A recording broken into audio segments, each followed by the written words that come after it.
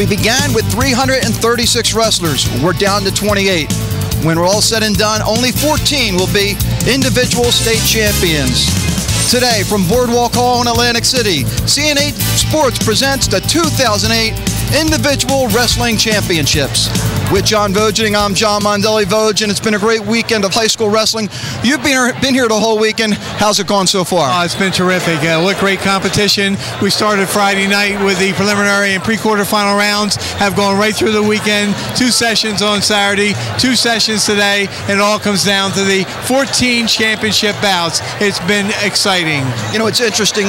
Several years back, it used to be Hunterdon County that used to be a stronghold, then down Region 8 in extreme South Jersey. Right now, Region 6 is the dominant wrestling area. Region 6 has been phenomenal in this tournament. You have 12 wrestlers from Region 6 that are in the finals. You have a number of first place winners from Region 6. You have a Region 6 final at one of the weight classes. So it's been outstanding. And of course, Region 6 has one of the top wrestlers of all time that we're going to see today. And that being Scott Winston, trying to become only the second wrestler in New Jersey State history to go undefeated throughout his high school career. And the first wrestler who did that with over 100 wins in his career. Jerry Nisavaccia did it back in 1970 and 71 when he was a 2-time state champion, 2-time Outstanding Wrestler Award. He wrestled for J.P. Stevens. He did not wrestle for us as a freshman. They were at junior, senior high school. And he got hurt as a sophomore. Right. And we have a pretty good freshman we're seeing come on to the scene at 189 in Camp Latano from Boundbrook. Boundbrook High School, and he has been phenomenal in this tournament. And his class belies what he does on the mat because he's only a freshman and he looks like a tested veteran already. Okay, we're going to have all the action coming up here on CN8.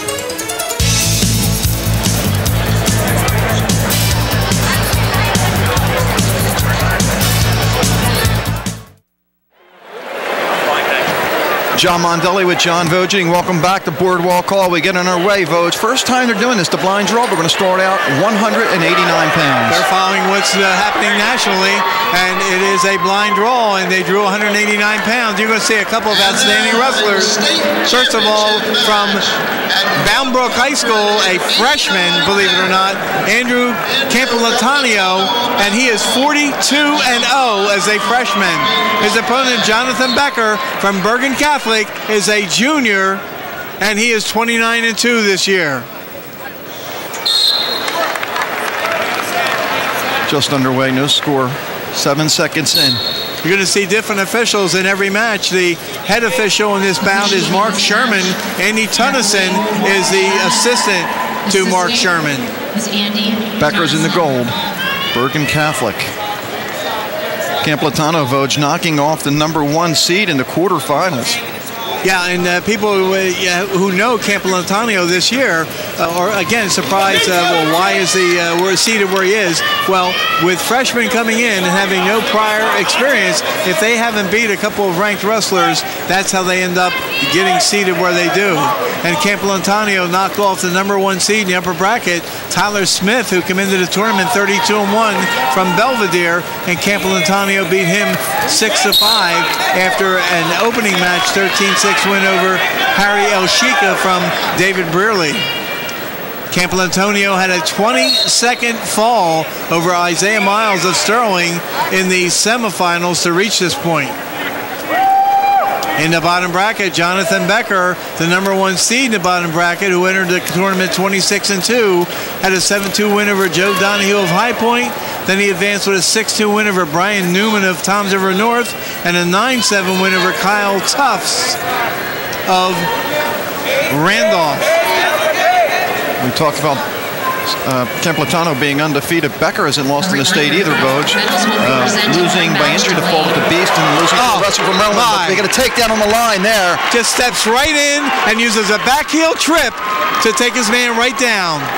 So the freshman with a 2-0 lead. And, you know, it's impressive, Voge, at 189 pounds, a kid this young being unbeaten this late in the season. Yes, you see wrestlers at 103, 112, even the low middleweights, 35, 40 pounds. But to see an 89-pounder with as much mat savvy as Camp Latano has at this point, he's just amazing to watch and a lot of fun to watch. I was talking to somebody, just says he has a funky style, and he's just fun to watch. Yeah, and you can see it right there with Becker trying to hip into him, and Campolantonio not panicking one bit. He just moves out of the way and still stays in complete control. And the freshman from Boundbrook with a 2-0 lead as we head into the second. And you see a flip of the coin after the first period, and the wrestler with the green or red ankle band will have choice. And Becker won the toss and took bottom or the defensive position. Here you go, hit your way. Go, go, go! Please slide. Come on. Just do want to mention, Voj, that Smith, who lost to Campolatano in the quarters, did finish third. He was a runner-up last year to Mac Mancuso at this weight class. Of course, Mancuso got hurt during the year, returning champ, so did not participate in the tournament this year. And one of the wrestlers that beat Becker this year, Lucas Stala from the Don Bosco Prep. Got a reversal, Voj, 2-2. Yep. And beat him at 215. That's when Becker moved up a weight. Oh, Becker is no slouch himself. Junior. Lost by injury default in the Beast of the East. No, Voj, I think he beat Stala moving up to 215. I'm sorry. I'm sorry. Right. Yeah. Moved up to 215, and that's one of the top-ranked wrestlers in the state that he beat. 2-2, 106 left, second period. First match of the evening. 189 pounds. You being a traditionalist, Voj, I'm sure you're not too fond of this blind draw. You'd rather start at 103? I'm a traditionalist, and I like a 103 through heavyweight, the order of wrestling. But this does create some excitement. There's the escape, now 3-2. Jonathan Becker is coached by David Bell. He's the head coach. Dom Scatoli is the assistant.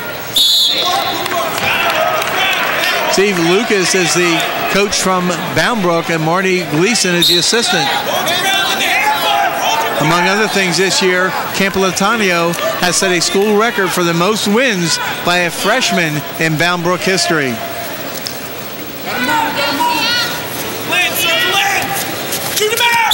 We go back to the center, 3-2. Campolatano has been a pleasure to watch throughout the tournament.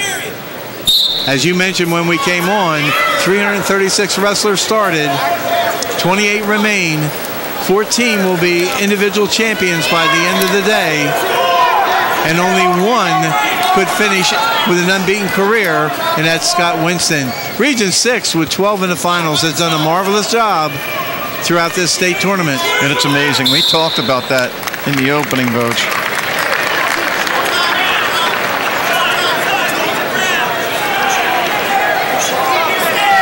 The power has shifted. At one time in northwest New Jersey, the Hunterdon County area at one time was one of the dominant areas in the state. 3-2 lead as we head into the third. Campolatano. First one wasn't too long ago, maybe about 3-4 years ago. Boundbrook had another good wrestler by the name of Flanagan, Voj. Remember him? Yes, sir. Andrew Flanagan. Went on up to the Ivy Leagues.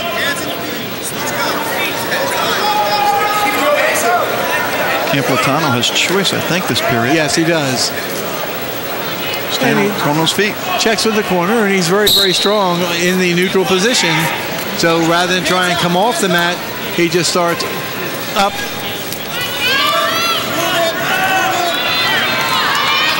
And actually, I think he would have started down, but I believe he got the automatic. Got the automatic point. That's right. Okay, so it's 4-2 now. Right. Becker giving him that rather than trying to wrestle him on the mat. Trying to take him down. Oh, my. He's close. My. Not yet. You see the great hip movement again by Campolatano. No points. We take a look at the coaching staff. Boundbrook.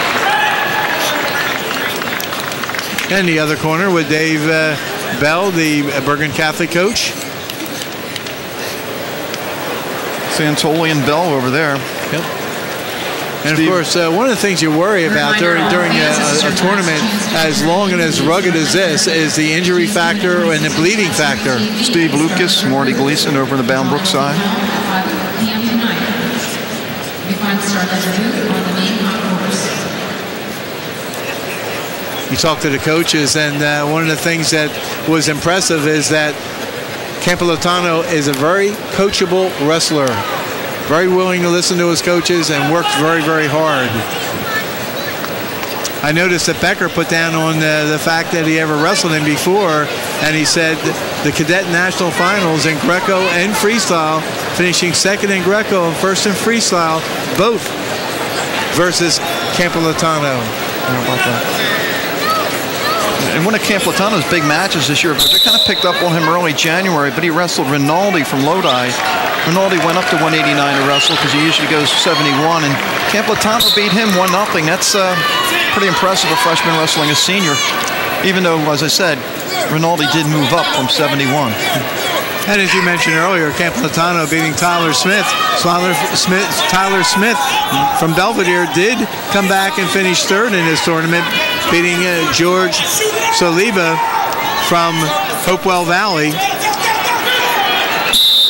Fifth place went to Kyle Tufts from Randolph, and seventh place, a battle of South Jersey wrestlers, Zach Greenwald beating Jim Hassett. Greenwald from Paulsboro beating Hassett from Williamstown 2-1. Becker trying to pull him back in. Under a minute left. Now what do you do with it? Got to get him in motion. Sure. If you don't do something with it, they're going to call a stalemate. Great job by Campilotano to get out. Great 45 balance. seconds left. Great balance. Another thing I noticed, Voj, looking at the brackets, the upper weights, a lot of underclassmen. We have a freshman and a junior here. I mean, we see a lot of underclassmen in the upper weights. There are, and they're very, very good. So warning. Oh my. Warning on Becker. Takes a shot. 18 seconds left. Wow, and we're going to see a wrestler later on who's never lost in his high school career. This wrestler from Bound Brook has all those qualities. Got to hang on another 15 seconds.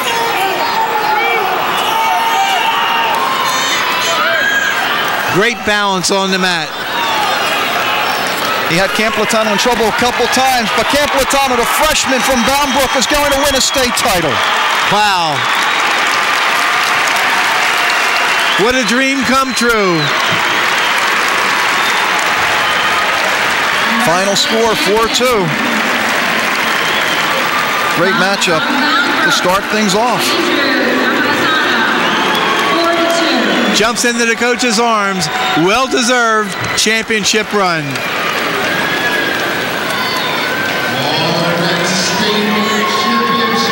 We're going to get ready for 215 pounds, Voj. We have the returning runner-up at this weight class. There's a breakdown, Voj.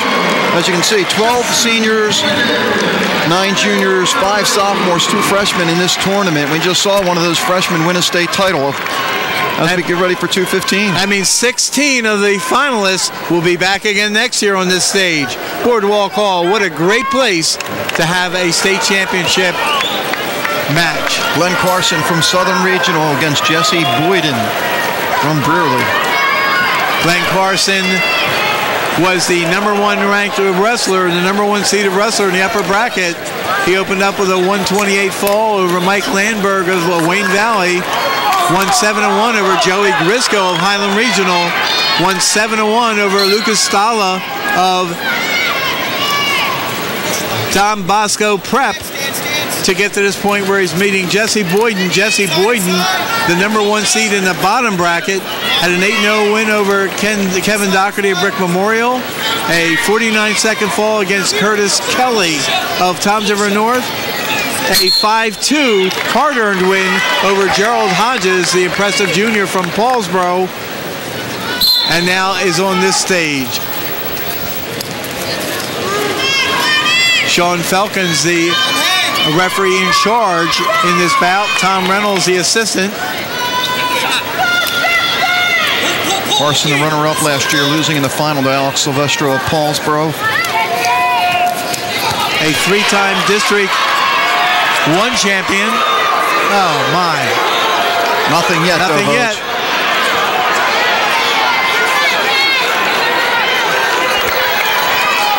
Two very, very strong wrestlers with great wrestling technique. Carson, a 3-time District 1 champion, 2-time Region 1 champion, second in the state, as you mentioned, last year. Significant wins over state-ranked wrestlers, Roy Dragon last year, Jesse Boyden, Joseph Sala. Jesse Boyden, a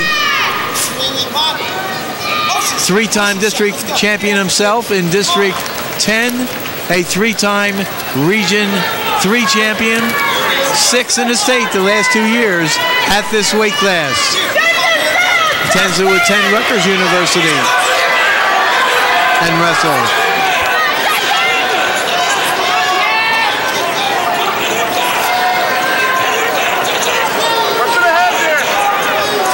Stalemate. 20 seconds left, no score. These two met last year in the quarterfinals, Voj. Carson winning 3-2, so a tight match last year. And I think you can expect much the same in this match.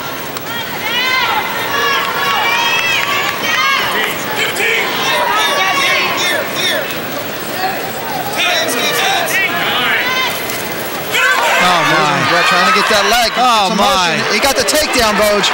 Under 5 seconds left in the period. He has that 2-0 lead. Can he hold on for the last couple of seconds? And he does. I talked to a lot of people. They had this already written in as a win for Carson. We'll see. Plenty of wrestling time. In the blue, there's Boyden. He'll be on top. Carson in the black on the bottom.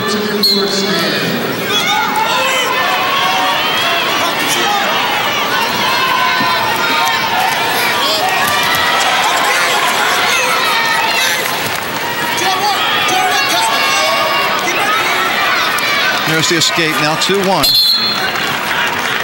Rarely was the runner-up in Group 2 this year. Been in Group 1 the last couple years. I think Long Branch won that Group 2. Gerald Hodges of Paulsboro ended up 3rd in this weight class with a couple of walkthroughs. He got a forfeit win over Joey Grisco of Highland Regional, who got hurt. And then he had a forfeit for 3rd and 4th over Lucas Stala of Don Bosco Prep, who had an injury. 5th place went to Dave Ammerheim of South Brunswick. 7th place at Bill Damiana of Lower Cape May.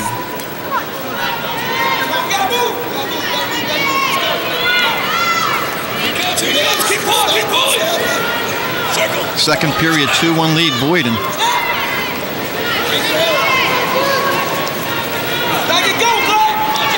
Well, Boyden's been here. He's experienced this Boardwalk Hall before, finishing 6th in the state on 2 occasions.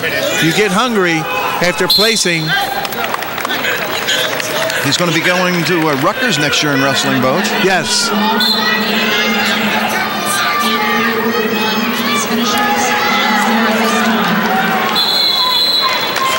50 seconds left here in the second, 2-1. We go back to the center. Dan Roy and John Stout, the coaches in the corner for Glenn Carson of Southern. Brian Luciani, Joseph Laspiano Sr. in the corner for Jesse Boyden.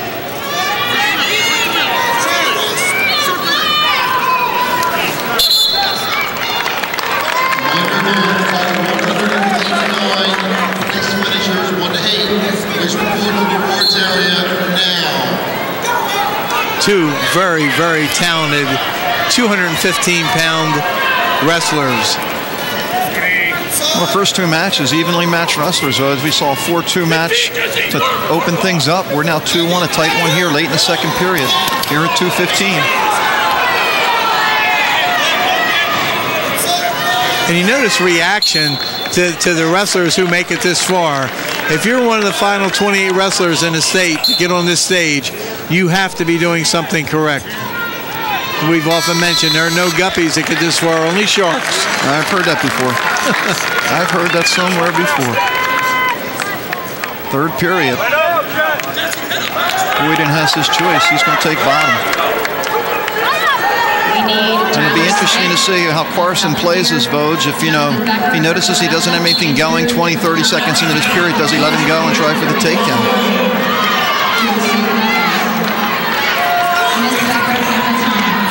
And Carson has proved to be pretty tough on the mat this year, but you see Boyden get away. build the lead to 3-1. That escape 12 seconds into the period, so it's 3-1.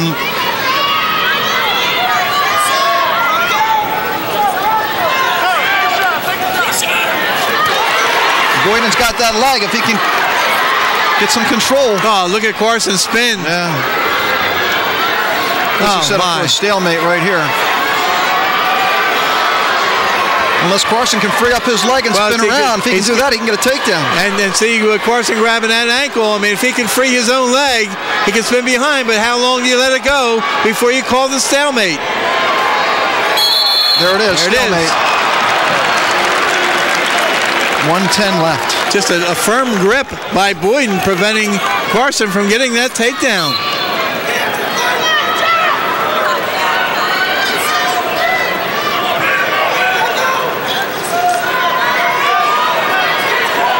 Strength and technique.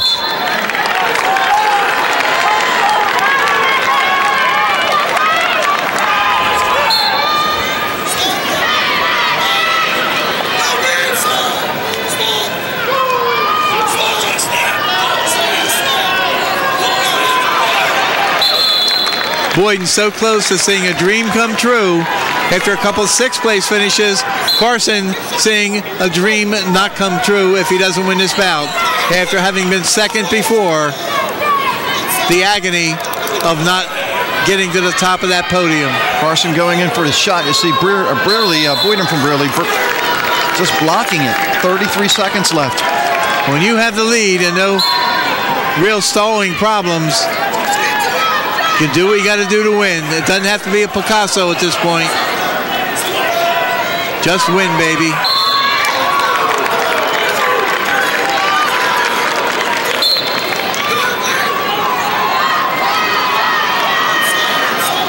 Interested to see Boyden going in after tying up with him, Vogue, or you think he should be moving away? No, I think you got to be aggressive and continue to be aggressive right to the end.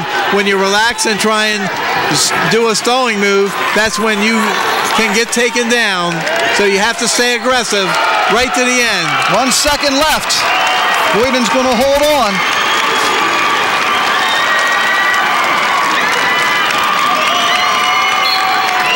Pretty much what most of the experts in this state.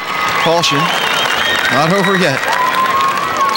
Happen to believe going into this that these would be the two finalists. Heartbreak again for Glenn Carson. Jesse Boyden of David Brearley wins a state title. Over the top seed, Glenn Carson of Southern. We're going to take a break. We'll be back right after this timeout.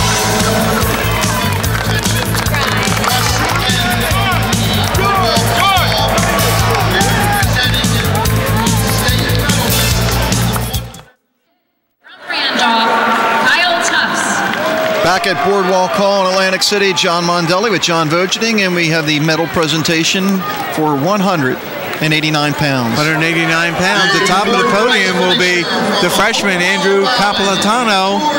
He was the champion. Second place, Jonathan Becker from Bergen Catholic. Third place went to Tyler Smith of Belvedere. Fourth place to George Saliba from Hopewell Valley. Fifth place to Kyle Tufts of Randolph. There was no sixth place in this weight class. Seventh place to Zach Greenwald of Paulsboro. And eighth place to Jim Hassett of Williamstown. And our 2008 New Jersey State 189. Champion. We get ready for heavyweight votes. And Jim Lawson of Manchester, Harry Turner of Howland. What a story this Harry Turner from Howland is, Vogue. 0-5 his freshman year, 13-7 as a sophomore, 25-10 last year, and now he's 42-0. And Harry Turner has met his opponent, Jimmy Lawson, earlier this year in the All-Star match back in January. And Turner won that match by a fall, so he's faced his opponent before. A quarter turn to your left. To be acknowledged by the crowd. And another quarter turn to your left, please. To be acknowledged by the coaches brackets, Vogue. wrestlers being introduced on the podium and now being asked to turn and face all the areas of Boardwalk Hall for a well-deserved round of applause. Harry Turner, Vogt, had a big win, knocked off the top seed, Justin Embler of Cinnaminson, in a pretty good match, 6-5. That was in the semifinals. Also knocking off Chris Mann at 3-2 in the tiebreaker on his side. Yeah, I think Turner beat Embler in the quarterfinals. Quarterfinals, okay. Yep. And then Turner advanced with a 6-5 win.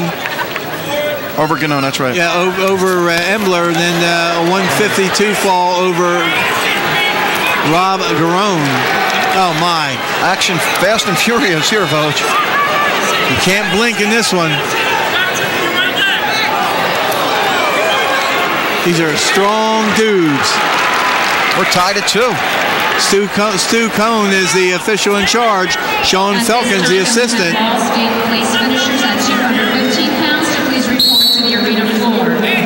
Region 6 had their first shot at a state title at 2:15, did not get it there. They'll get it here, Vogt, because both wrestlers are from Region 6. Yes. Sophomore, Lawson, senior, Turner. And Turner was the champion in Region 6.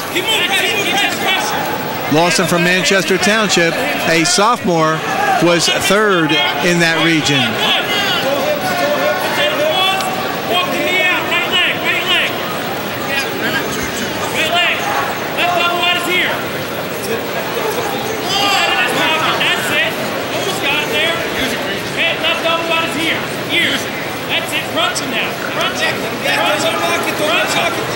Keep putting that in his pocket.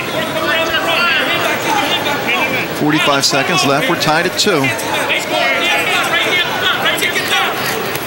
Turner on top. Fell behind early, 2-0, but came right back, Vogt. Yes. And, you know, these guys are strong. They're strong, they're quick, they're very, very talented. I think the edge to Turner of Howell, because he is the senior, Jimmy Lawson, the sophomore, John Gagliano, Todd Going in the corner for Harry Turner, Tom Scheffler, and Robert Picton in the corner for Jimmy Larson. There's the escape, now 3-2. Lawson's other loss is 7-9 to Embler. And Amir Washington of Long Branch, 3-2.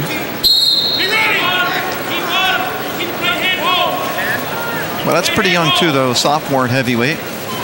Again, you see a freshman at 189 and a sophomore at heavyweight. It's been done before. Demetrius Hester, I can remember from Paulsboro, was a young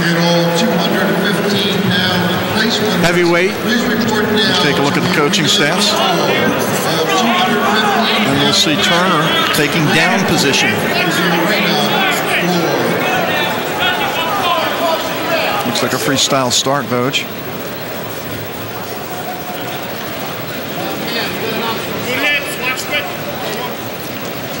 Lawson, who is giving the freestyle start, and then jumps right on top.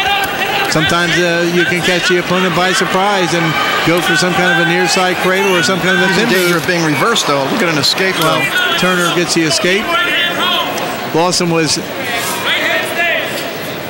third in the district as a freshman, first this year in the district, third in the region.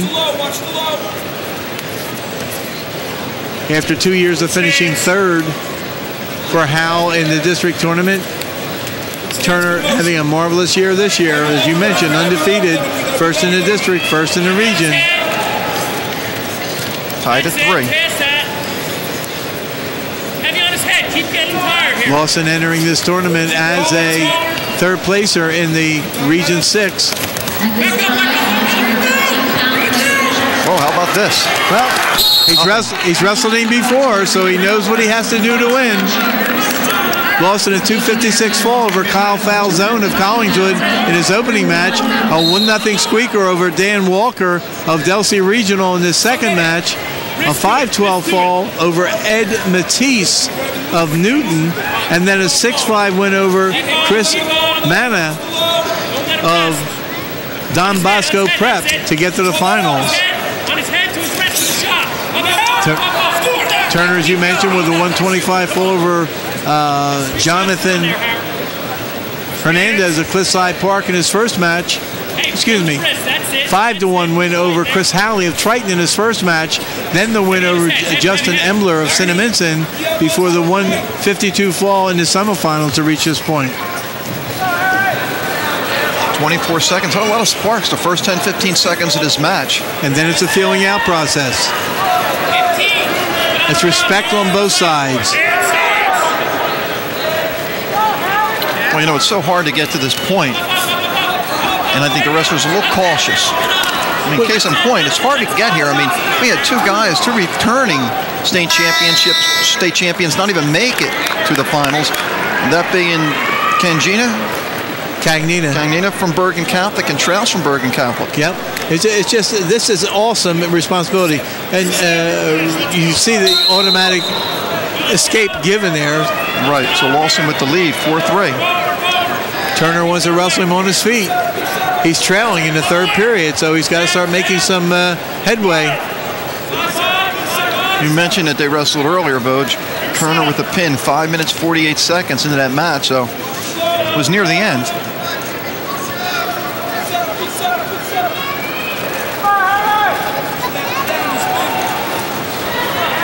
It's good for these guys to wrestle in front of a crowd. A lot of times the fans would leave, though, towards when the heavyweights were wrestling, Voj. So being the third match of the evening, they're wrestling to a full house. Yes. I would presume there's over 10,000 in Boardwalk Hall for this championship finals match. Of course, a lot of people here to see one or two favorites.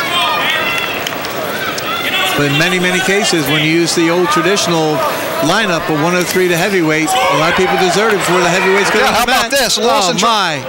Turner tried for the takedown, but Lawson spinning around. We had nothing yet. We might end up with a stalemate here, too. We'll see. He gets his hips off the mat and gets control.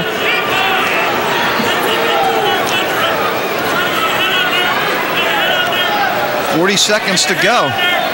Valuable time. Turner is losing. Turner hanging on for dear life with that leg, maybe trying to get the stalemate. Out of bounds. Tries to throw his hip. Out of bounds they are. And nothing. So we're down to 25 seconds. Lawson with the 4-3 lead. Lawson from Manchester Township. And now you get an injury timeout called.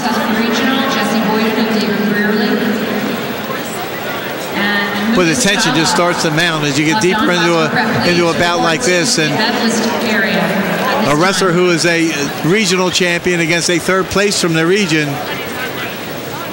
You see a lot of anxiety. Tom Scheffler, Robert Picton, the assistants for Manchester.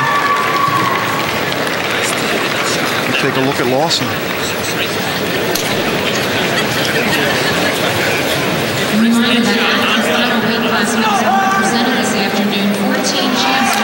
Well, Turner knows that it's quickly running out of time. 25 seconds to go, and he is losing after being the favorite coming into this. First place, please remain in uniform.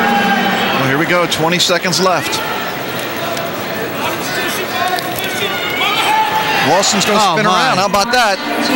He's in good shape with 13 seconds. We get a takedown. He got it. Did he get it, Voj? Oh, how about this? No points. Nothing for any of them. Wow. 6 seconds. Both guys almost getting the takedown.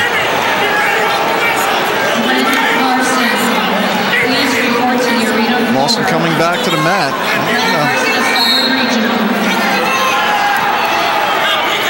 Just got to stay right there, Voj. He's going to win a state title as a sophomore. He does. Oh, my. How about that? Wow. Unbelievable.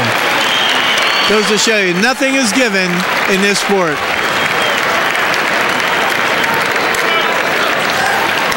Jimmy Lawson, a Manchester 4-3 winner. And our state champion. And he wins a state championship. We'll be back from Boardwalk Hall after this timeout.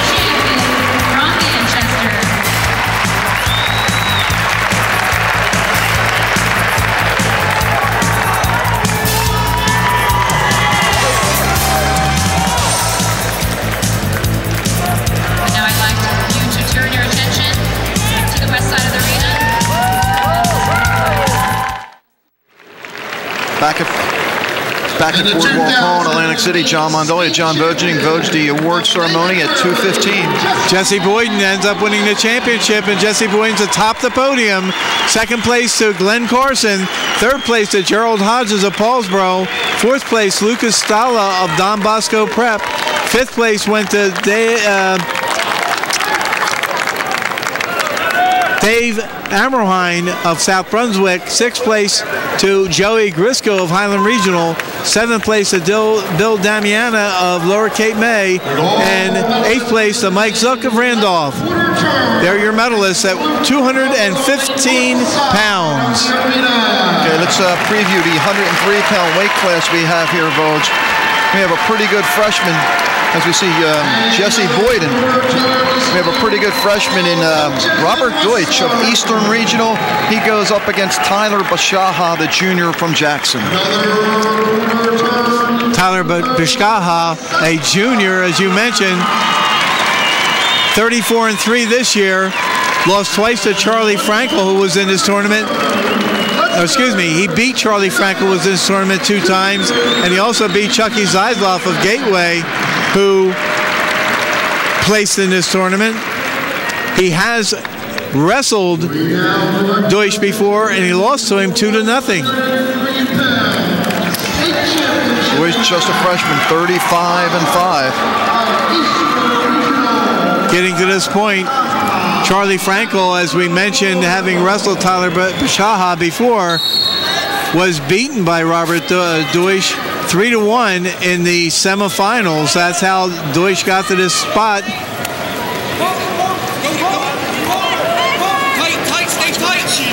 Deutsch opened up with a 10-1 win over Sean Brand of Point Pleasant Borough. Advanced with a 3-2 win over Nick Frankenvilla of High Point. Nothing going on right now. We see Deutsch with the black headgear, or blue, I should say. Yep. Jackson in the red. The maroon of Eastern Regional. Deutsch had a 3-1 win over Charlie Frankel to get here. Bashaha, pretty impressive during the tournament. 2-0 win over Steve Godine of Whippany Park, a 10-4 win over Chuck Zeisloff of Gateway, and a 7-2 win over Dan Haynes from Opatcon. Which very active early in this match.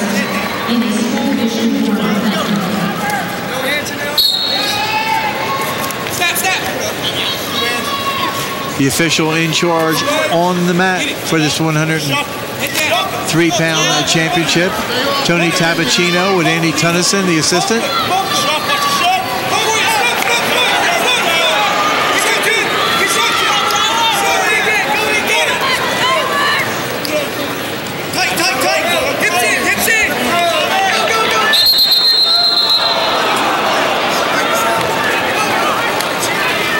Potentially dangerous. Second freshman we've seen tonight, Deutsch. First one won a state title, Camp Latano from Boundbrook. Douglas Stanley is the head coach of Jackson Memorial. Of course, the former head coach of Jackson Memorial. Scott Goodale is now at Rutgers. He's now at Rutgers University. Aaron Goatsman is the assistant. Of course, Gary Worthington we've seen before, the head coach at Eastern Regional. Mike Booth is assisting in the corner. We're going to go to the second period, scoreless. There you see Worthington on the left. Yep. And Booth getting up, offering words of encouragement. Here you see Douglas Stanley along with his assistant coach. Jackson Memorial has really done well this last 2 years. This year they were co-champions of the Shore Conference A South, 4th in the BCD East, District 21 champions. And of course Eastern, kind of a Cinderella year, 21st in the BCD East, but 2nd in the Virginia Duels, Olympic Conference American Division champions, District 26 champions, #1 in South Jersey. Shaha on the bottom. Deutsch on the bottom here to start the second period. Bashaha, the first of 3 wrestlers from Jackson in the finals. We'll see Burns and Winston. We might get back points here. Nope. No count. You had a tilt, but not for the 2 count. Got to have at least the back exposed for 2 full seconds. We've already seen one wrestler avenge a loss. That was at heavyweight. We're looking for Bashaha trying to do the same thing here. Trying to avenge a loss, 2-0 to Deutsch in that dual meet. Oh, a tight armbar, which leads to points if you can do it in bounds. Really strong on top, Coach. Very strong. Oh, he's driving that. He's got look, he's reached underneath. He's got that wrist, and he's barred the arm. Oh my! Now he's going to get the back point. Oh my! Looks like he's going to get at least 2. Not giving up on it, too. That's why we didn't see the points awarded yet. Right. He's got to come out of that tilt combination before the points can be awarded, because if he award points right now and he tilts him again, he's going to get additional points. So he's got to guarantee 2, but he still has the same hold on his opponent. Working very feverishly from side to side, trying to get the tilt again on Deutsch.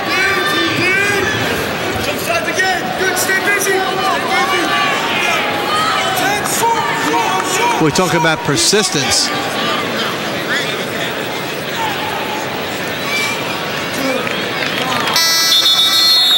Deutsch's teammate Hank Stinson we'll see a little bit later too. 2-0 as we go to the 3rd. And certainly a look of confidence on Bashaha's face. Heard a couple of different pronunciations of that. Bashaha with almost like a K sound, Bashaha. So I'm not sure exactly which one's correct, although I'm told Bashaha might be the right way to say it. Well, you've been doing the PA the whole weekend. I know, and I've announced it 2 different ways. Oh, he's up 3-0 right now.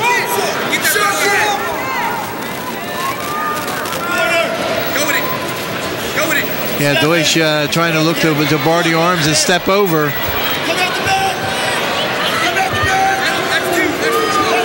Incomplete control on top, but Bashaha grabbing the ankle.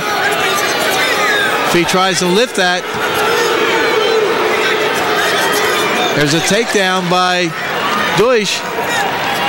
Now a 3-2 match. 3-2. And plenty of time, 1:15. It is Bashaha, Boach. And I think Bashaha is going to get, well, Deutsch still in control. He's pushing the head down. Bashaha is almost out for an escape.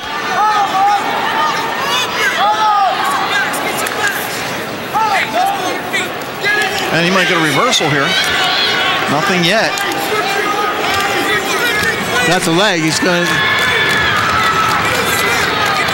Well, Deutsch still fighting back. He's still in control, even though they seem to be all over the place.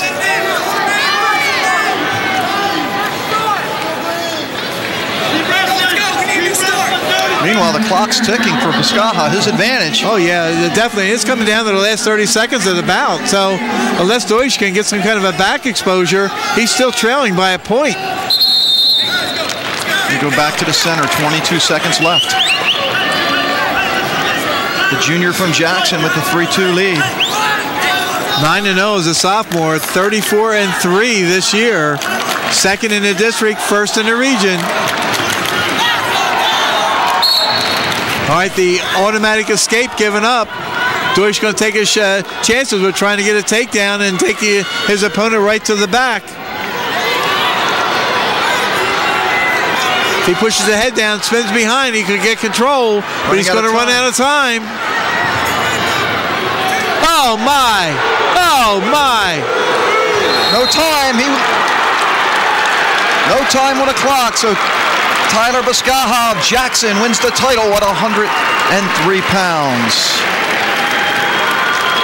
And that's the second champion from Region 6, but the first region champion from Region 6 to claim a title, Tyler Bashaha.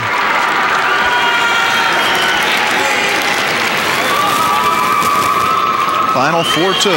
We're going to take a break. We'll be back. More from Boardwalk Hall after this timeout.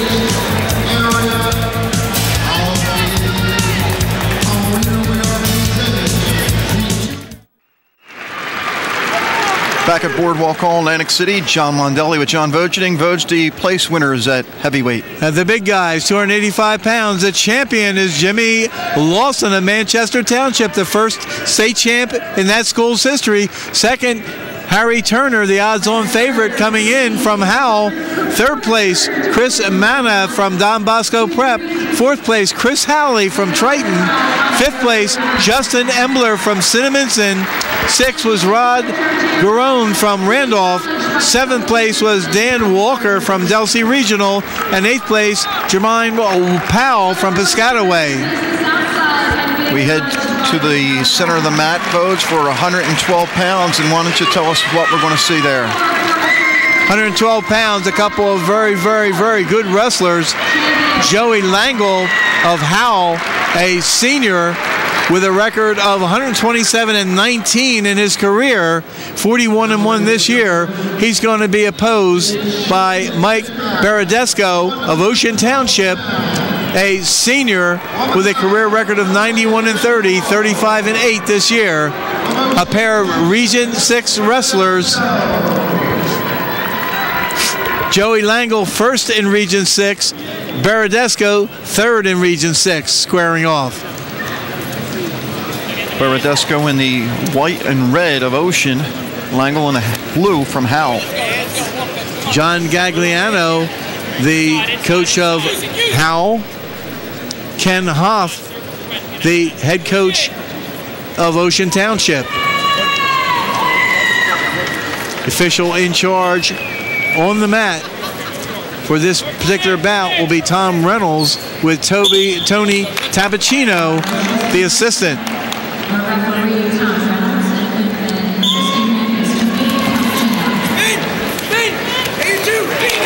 Oh my, good hips.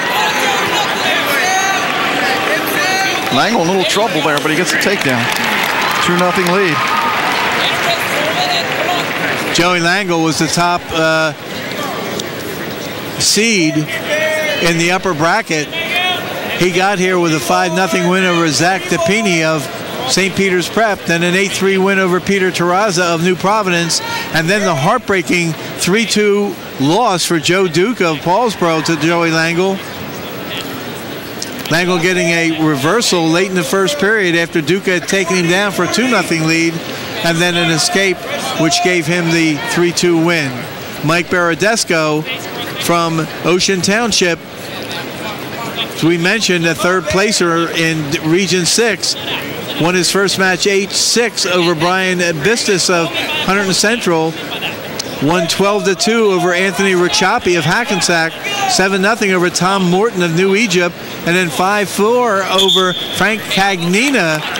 A lot of people's choice to be the champion at this weight class, and a returning champion from last year for now at Queen of Peace.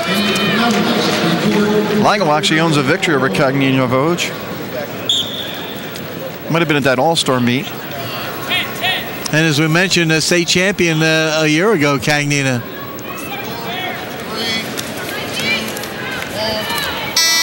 We go to the second. Langle with a 2-0 lead. Langle, Voge, you'd be surprised. One of those Ocean Conference, Shore Conference wrestlers going to Rutgers to wrestle. Yes.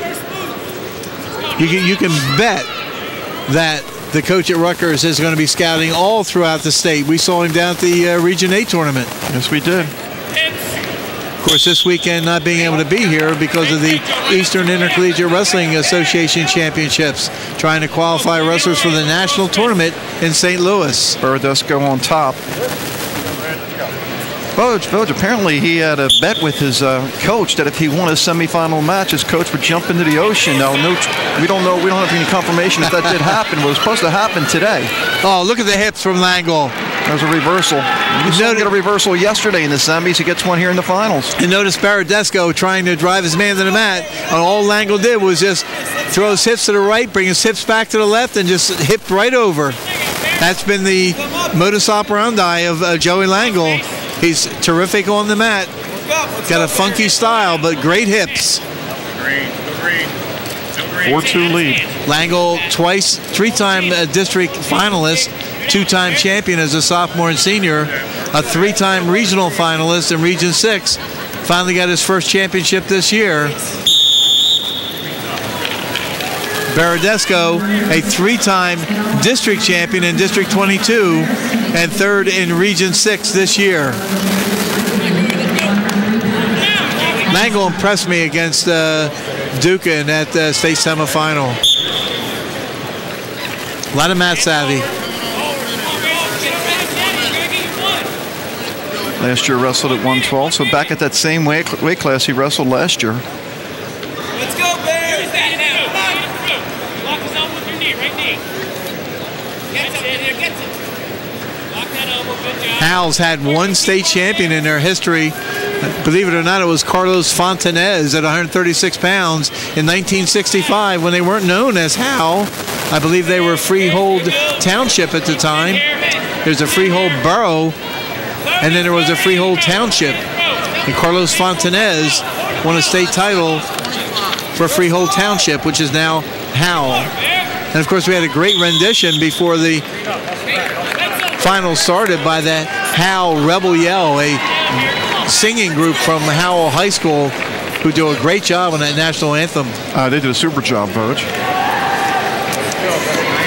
Haven't mentioned earlier, this is Bob Frederick Swansong. He's the director of the state wrestling tournament. He was presented with an award by Dan O'Cone, the coach from Brick Memorial, before the finals started. We're down to the final seconds here in the second period. Langle holding on to a 4-2 lead. Bob Frederick giving up the reins for next year, and Howie O'Neill will be the person in charge next year. Howie, a familiar name for a lot of South Jersey people. Looks like Baradesco is going to start on top, or start neutral. Neutral. So here we go. He's down 2. Stay center. Stay center. Right there. And when you have a 4-2 lead like Langle does, I mean, you still have to be aggressive. You can't just block and run. And Langle's proven that throughout the tournament, that he is capable of scoring from his feet as well as on the mat. Controlling the head.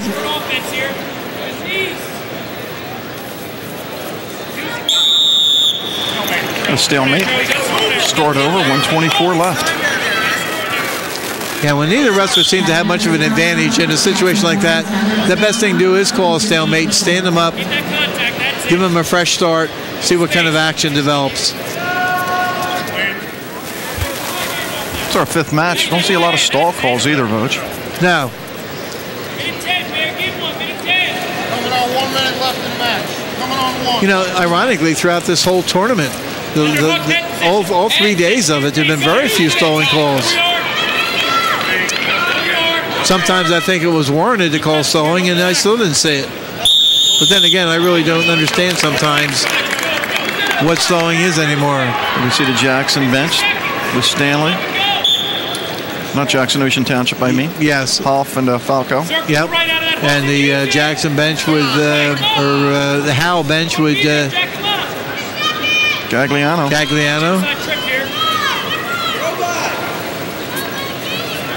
Howell this year Shore Conference Tournament finalist, 5th in the state in the Gannett poll.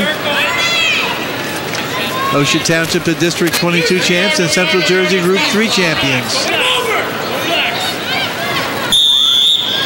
20 seconds left. Langle with a 4-2 lead. Baradesco is going to have to go right after him right now, Voch. No question. Tries to throw. Doesn't work. No. But you know, at that point, you have to. Difference 4-2, 6-2. You got to go for the big move. Absolutely. Now 6-2 for Langle. Langle's going to win a state title. Final score 6-2. Joey Langle of Howell, the state champion. We're going to take a break. When we come back, we'll give you the medal winners from 103 and have the 119-pound weight class. Stay with us. We'll be right back.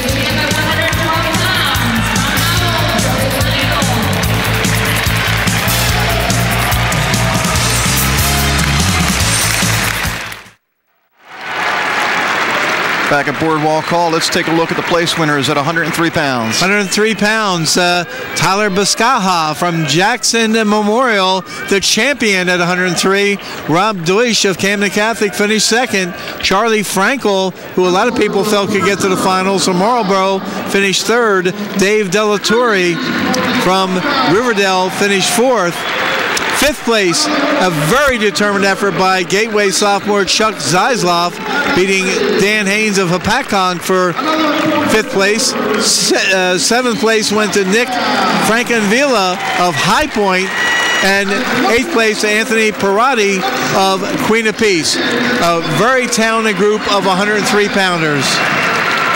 As we look at Boscaja from Jackson, and they have a couple more guys that are going for state titles. We get ready for 119 pounds, a great weight class in the state, Voj. Vinny Delafave from Toms River East, Taylor Walsh, a couple underclassmen. Walsh from Camden Catholic. Vinny Delafave, the top seed in the upper bracket, 42-0 this year. Career record of 106 wins and 6 losses, a three-time District 24 finalist, a champion in the last 2 years, a three-time Region 6 champion already, finished second in the state as a sophomore, as a freshman, and third in the state as a sophomore. Coached by Warren Reed, who's been there for about 30 years. Taylor Walsh of Camden Catholic, a sophomore, 37 wins and 4 losses this year, two-time district champion, third in the Region 7 in 2007, second this year, has never met Delafave. Pete DePaul and Mark Kozik will be in the corner for Camden Catholic, the Irish. Delafave gets in, but Walsh gets out.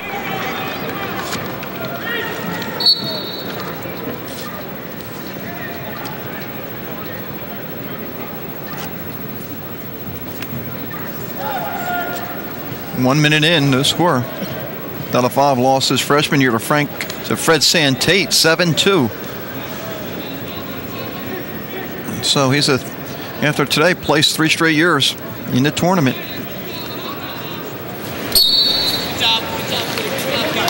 Of course, Taylor Walsh having an excellent year for the Irish, who ended up winning the parochial A or non-public A state championship again this year. Yeah, interesting, Voj, because we had a chance to see Camden Catholic a couple times this year. A lot of people thought it was a down year for them, but they came on strong at the end of the year. Delafave, though, spinning around, trying to get that takedown. Very, very close. He's got it.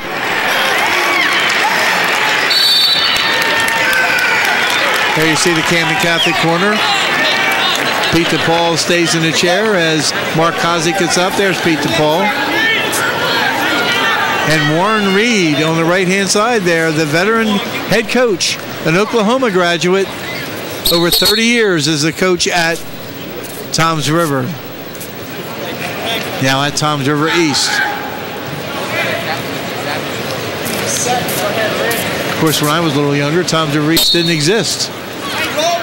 When you were a little, I don't think cars existed. Don't be cruel. Still 2-0 Delafave. One thing we know about Walsh, he's known for the big points, the big moves. Oh, my. He's got to watch here. There's DePaul, the head coach of Camden Catholic. And probably that's one of the things he's learned from his coach, Pete DePaul, because when he was a schoolboy wrestler at Paulsboro, that's what got him a regional championship his senior year. Wild throws, in fact, as they call him, the wild thing. Walsh up to his feet, spins and faces his opponent, but can't break away, and it remains 2-0.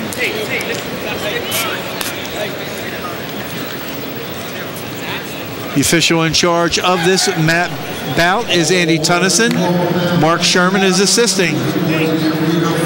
Walsh deferred, won the choice, but we're going to start on their feet, so I imagine it's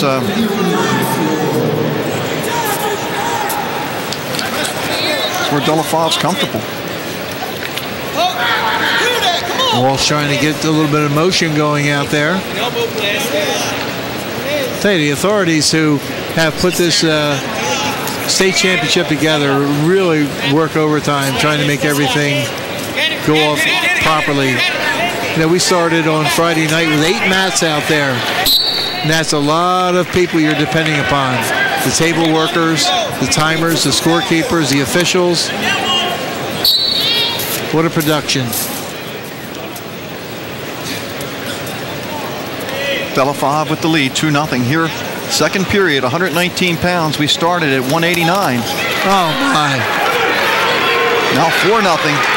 See, Walsh tried to throw there, and Delafive just went with it. And even though he was out of bounds, Walsh was inbounds, so Delafive gets the takedown.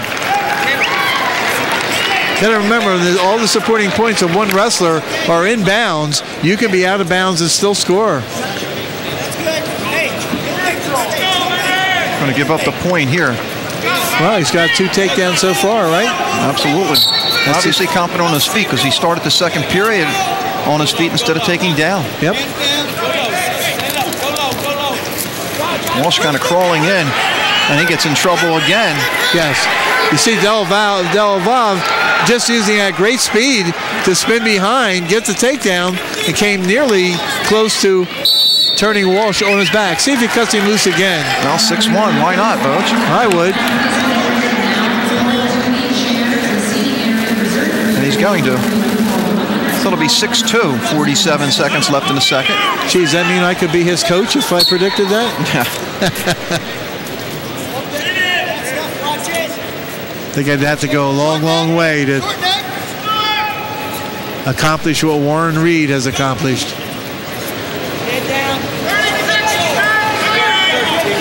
Tom Treverius, Boach, with 4 state champions coming into tonight.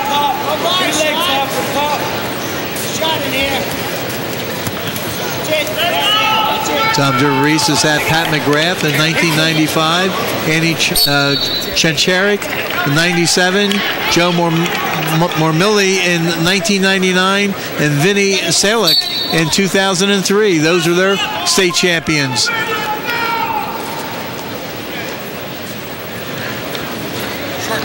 Counting down the seconds in the second period.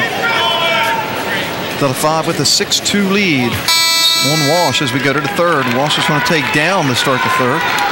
And you know, if Delafive holds on to win this and he has a 6-2 lead, a commanding lead, he's going to cut his man loose and start on his feet again. This would be the 4th consecutive weight class that a Region 6 wrestler has won a state title. Region 6 is on fire.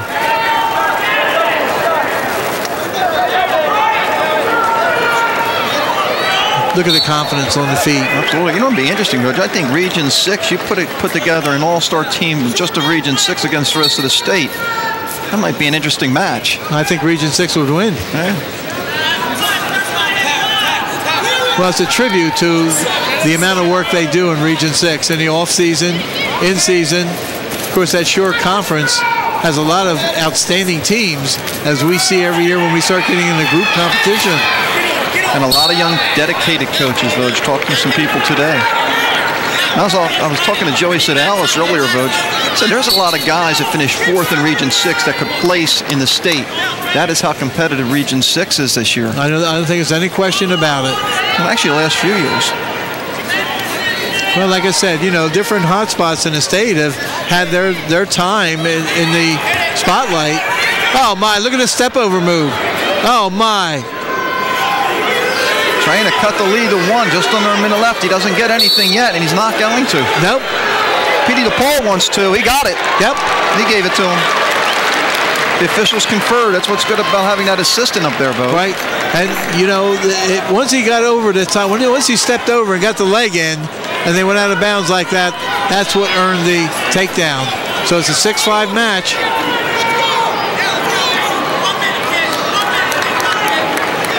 All of a sudden, we have a match here. Right. And you don't see Walsh cutting him loose because he's stronger on the mat. Right. And I think that's probably one of the reasons that when Delafive had his choice going into the second period, he took standing up. And he's confident on his feet, too. But One of the wins by Taylor Walsh during the course of this tournament was Eric Dunnett from Paulsboro, 9-2, and Walsh beat him on the mat. Got the legs in, got back points. 28 seconds left.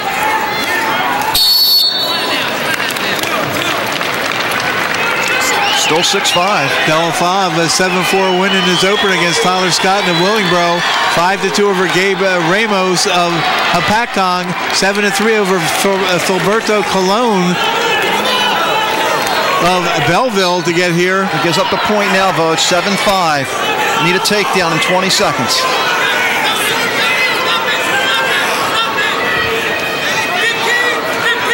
Saw this at 112. Walsh is just going to have to go for it, Vogt. Doesn't matter if you lose 9-5. Right, there's a step over again, but he wasn't in good position to do the step over. 2 seconds. There it is again. There's a step over. There's a takedown. Did he get it? He got it. Wow, we tied it right at the end, Vogt. We're going to have overtime. We're going to have a discussion. First of all, did he get it in time? It was close. My.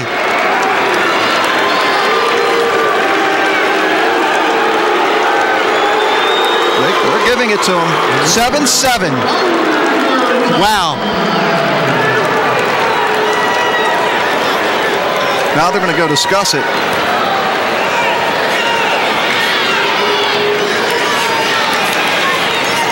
It was close. Very, very close. My view is obstructed between the wrestlers are, and we have the clock and a cameraman right in our view. But once you saw him step over and throw the leg in, the only question at that point was how much time was left. And you have an awful lot of officials sitting over there observing, as well as the scoring table. This is an injury time. Yes.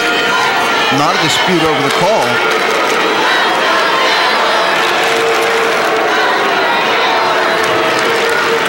Win or lose, give Walsh credit, Vogt. He was down, I think, 6-2 at one time. Yeah, he just kept battling back and battling back. And like I said, earlier in the tournament, I've seen him do lots of good things on the mat, but there's a situation where he had to get the takedown with time running out.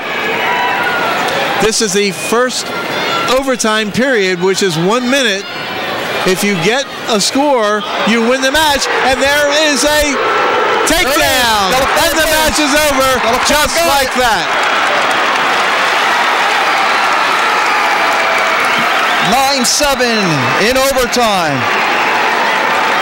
Pete DePaul not happy at that call.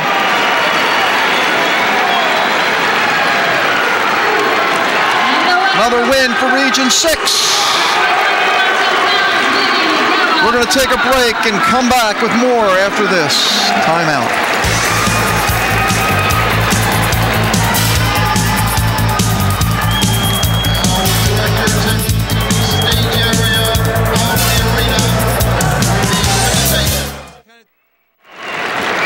Back at Boardwalk Hall, the 112-pound place winners, Vogt. Joey Langle of Howell, the Howell Rebels, he gets the championship by beating Mike Baradesco of Ocean Township 6-2 to finish first. Frank Cagnina, a state champion last year, finishes third with a 4-2 overtime win over Joe Duca of Paulsboro. Fifth place went to Peter Teresa of New Providence. Mark Mastery of Toms River South was sixth. Seventh place went to Tom Morton of New Egypt with a 1 minute and 30-second fall over James Higgins of Washington Township. Let's get ready for 125 pounds. We have Jimmy Kirkner of Somerville. Giant Killer, they're calling him, against Anthony Curcio of Washington Township. Kirkner, 39 wins and 2 losses this year. And he owns a win, Vogt, over the returning state champion, Joe Trouse, at this weight class as we're underway. Yep. 39-2 this year. A 3-time District 18 champion after finishing second as a freshman. A region champion this year after finishing third the previous 2 years. His team was second in District 18. There's Curcio with the takedown and maybe some back points. It looks like he got a count, Vogt. And we've seen Curcio a lot this year, Vogt. He starts off quick. Yes, he does. And he's very, very, very strong young man. Curcio, 31-3 this year. Lost to Rieger of Delsey, lost to Walsh of Camden Catholic, who we just saw, and lost to Sly Hall of Timber Creek. 103-13 in his career. Three-time District 30 champion. Has finished first, second, and third in Region 8. Was 8th in the state a year ago. And possibly be beyond Walsh and Baldessaro, who we'll see coming up from Delsey, the best shot from South Jersey at winning a state title. It's an escape, 5-1. It's interesting. You look at Baldessaro Curcio wrestle, but he's taken down. So all of a sudden, we're back in this 5-3. Kirkner, yeah. And Kirkner down by 2. Kirkner, as you mentioned earlier, is having a great tournament so far. Kirkner opened up with a 9-8 win over Colton Chalkley of Lakeland. Then he had a 4-2 overtime win over Joe Trouse, as you mentioned, the former state champion. Had a 3-32 fall over Jordan Beverly of Point Pleasant Borough to get to this point. Anthony Curcio, the #1 seed in the upper bracket, 7-1 win over Tyler Forbeck of High Point, an accomplished wrestler. A 13-4 win over Frank Acosta of Don Bosco Prep, and a 5-1 win over Dan Herr of Morris Knowles to get to this point. One thing we know, Voj, is that Region 6 won't win this title. That's correct, because this is Region 8 against Region 5.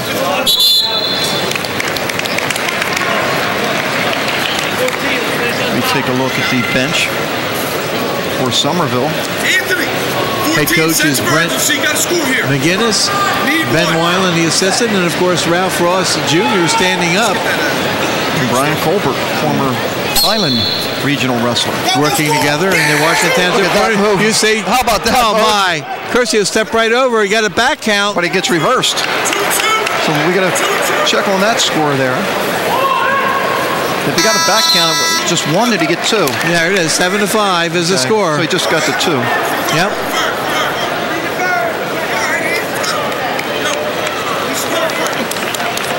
Had a lot of low-scoring matches, you were telling me earlier on. That went out the door here, didn't it? Well, you would think so coming into the finals that there would be a lot of low-scoring matches, but these guys are letting it all out. A little blood timeout, I think, here. Curcio with the lead. Sean Falcons, the head official in this match. Stu Cohn, the assistant. Blood time, of course, is a cumulative 5 minutes throughout the course of the bout, as opposed to injury time. Injury time is 1.5 minutes. We take a look at the crowd, Voj. How was the crowd the whole weekend? Not as good as last year, I don't think. Last year they set an all-time record. I think there were over 40,000 people who attended the 3 sessions combined.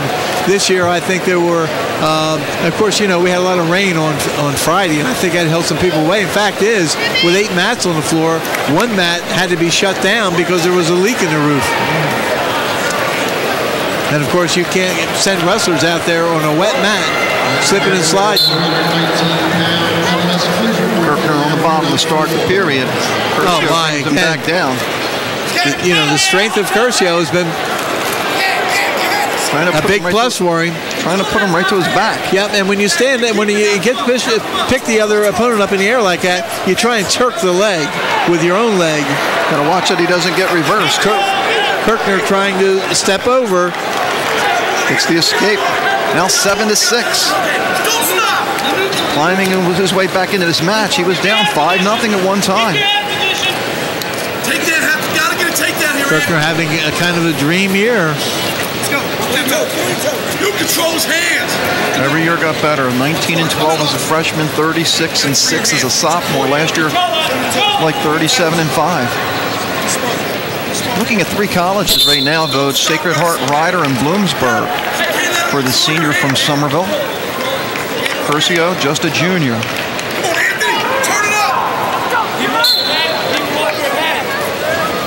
Anthony, get wrestle that one. Free your hands.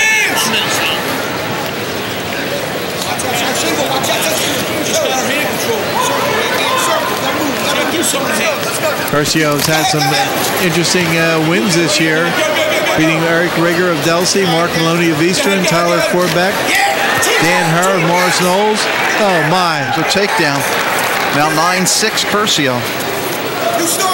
I think one thing I've seen more and more this year than ever before,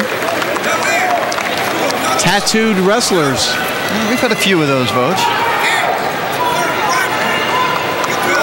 I'm sure you could find it easier. Washington Township state champions, they had Price as a heavyweight a couple years ago. 9-6.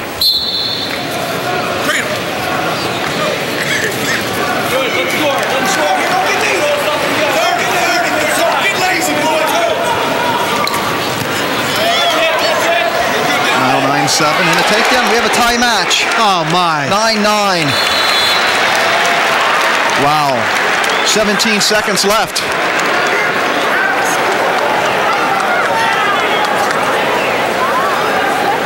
High scoring.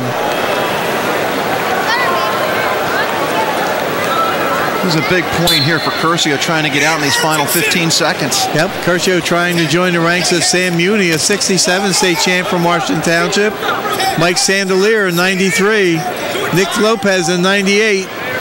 Dave Tomasetti, who is coming near the end of a collegiate career at Hofstra University this season, and John Price, the surprise heavyweight champion in 2005. We have an injury timeout here. Curcio, who I think has choice to take the bottom here in the final period.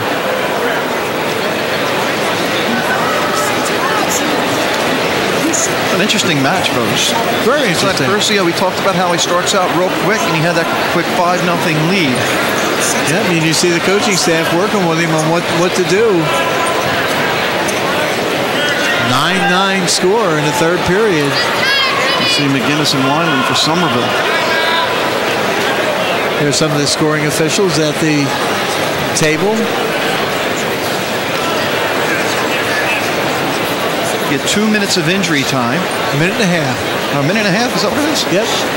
Minute and a half of injury time, and you know, if you call the first injury time out, and they accumulate the time you're using, and if you have to do it again, and you have not used all your minute and a half, the opposing wrestler gets a choice of where he wants to start. Fans starting to get on the wrestlers here, which I probably shouldn't do.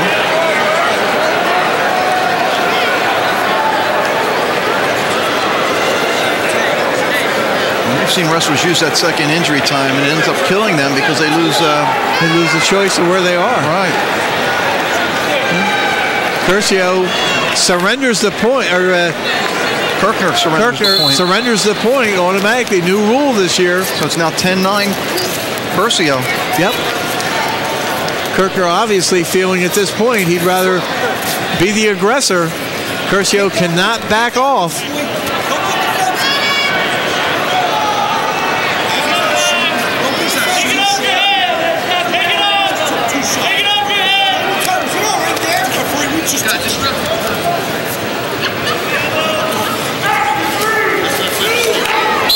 Got to be careful stepping out like that, because if the other wrestler's feet are still in bounds and he gets both your ankles and knocks you off your base, he can get a takedown even though 75% of his body is out of bounds. As long as those feet are in and you're in control, you're going to get a 2-point takedown. And here we go. 1:17 left. Curcio with the 1-point lead over Kirkner. And people are already calling for stalling calls because you see a little blocking going on. A little spin away. There's a stalling warning. One more, and we have a tie match. And if Kirkland keeps the pressure on, he'll get a look at that. Oh, my. Oh, right. We almost. Oh, my. But watch this. Oh, my. Oh, brother. 12-11 now. And we'll see if Kirkner keeps Curcio down or tries to let him go and go for another takedown. Well, he's been very strong on top, but he's got 40 seconds to do it. Remember, Curcio has a warning against him. Yep. Got to push up off the bottom. Got to try and get out. Oh, my.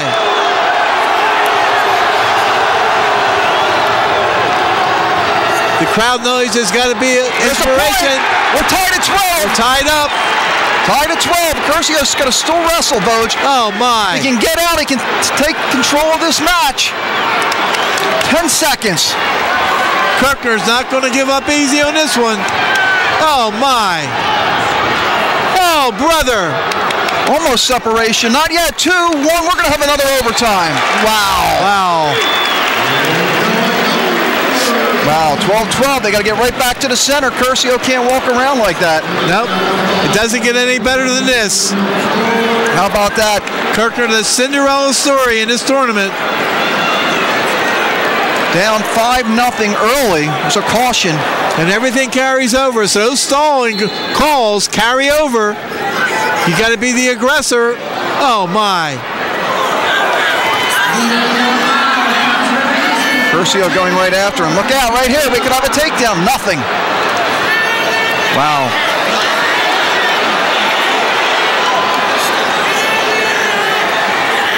Curcio trying to reach through. Kirkner driving in. Oh, my. Wow. What a comeback. Jimmy Kirkner of Somerville with an amazing comeback. 14-12 in overtime to win the title at 125. Wow.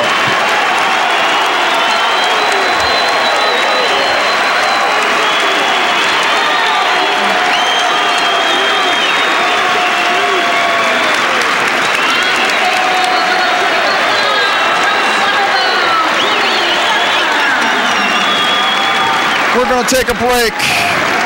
We'll be back.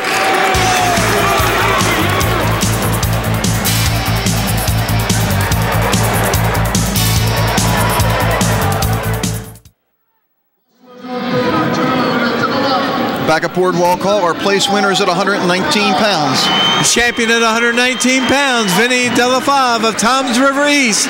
A 9-7 overtime winner over Taylor Walsh of Camden Catholic. Third place went to Filberto Colon of Belleville, a pinning machine. Mike Morales of Brick Memorial was fourth. Fifth place went to Eric Dunnett of Paulsboro, a forfeit winner over Kenny Knapp of David Burley, who got hurt. Seventh place to Gabe Ramos of Apatcong, and Andrew Red of Lenape Valley was the 8th place medalist. Well, it's what a match we just had. Oh, you know. Unbelievable. Jimmy Kirkner is a kid who last year lost to Joe Trouse early on in this tournament. Avenges that defeat, beats him, the returning state champion, goes on to win a state title. We're at 130 pounds. Derek Valente of Kittatinny. Cody Silvestri of Wallkill Valley, I should say. Wallkill Valley. He's a junior, Cody Silvestri. He is a 3-time runner-up in District 3, Region 1 champion this year. He is 41-3 this year, 105-15. Cody Silvestri. His opponent, Derek Valente, is a familiar name from Kittatinny Regional, 43-2 this year. His only loss is to Mike Crowley of Eastern by a point, and Cody Silvestri of Wallkill Valley by 2 points. So they've met before. 144 wins, 23 losses in Derek Valente's career. Of course, his brother, a 2-time NCAA champ. Wasn't he at Penn? Andy Valente, Matt Valente, a 2-time NCAA champ at Penn. His brother Andy is a junior at Penn, and Matt is now an assistant coach at Columbia. Valente, a 3rd place medalist in District 3 as a freshman, and then 3 times he's won the district. He won a regional championship, Region 1 in 2006, 2nd the next year, 3rd this last year. Twice he's been 4th in the state. No points here. Valente in the blue, Silvestri in the black. Blue and silver. Well, I can't get over that last match at 125 pounds. What a great tournament for Jimmy Kirkner.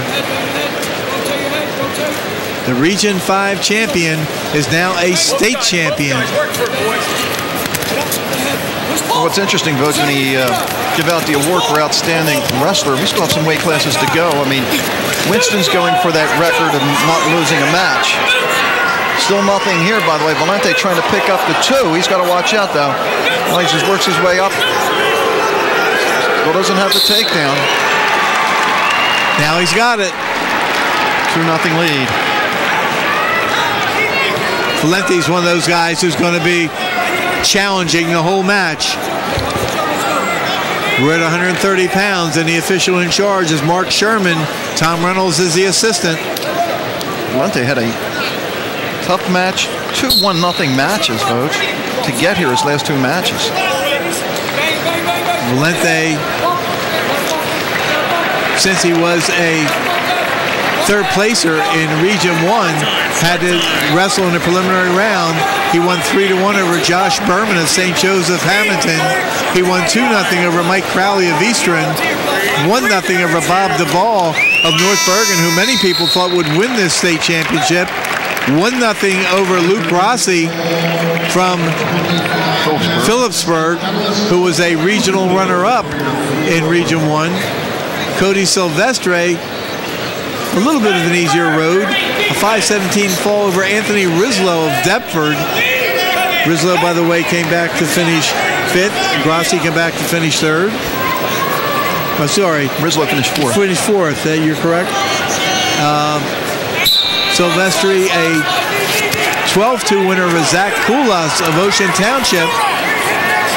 And then 8-3 over Zach Kane of Livingston.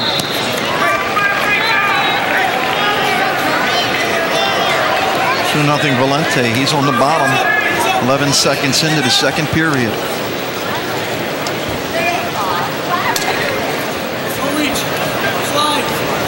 Silvestre has lost twice to Valente and also beaten him once. Yeah, wrestled him 3 times. Lost in the regional semifinals by a decision.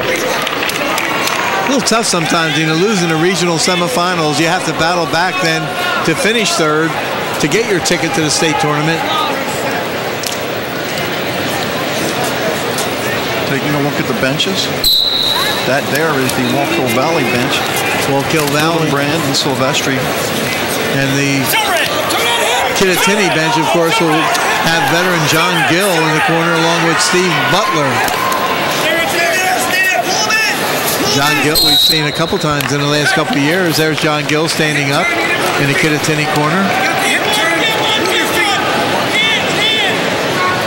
Teams have been very, very successful in the state level.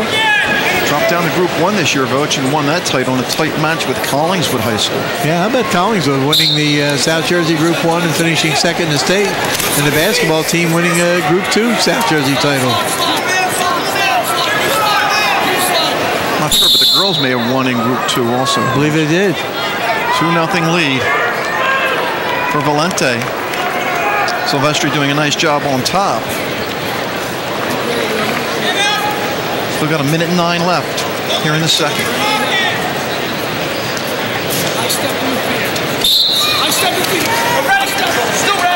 It's another weight class where you have 2 wrestlers from the same region vying for a state title. This is Region 1 with a Region 1 champion and a Region 1 third placer. Valente finishing 3rd in the region.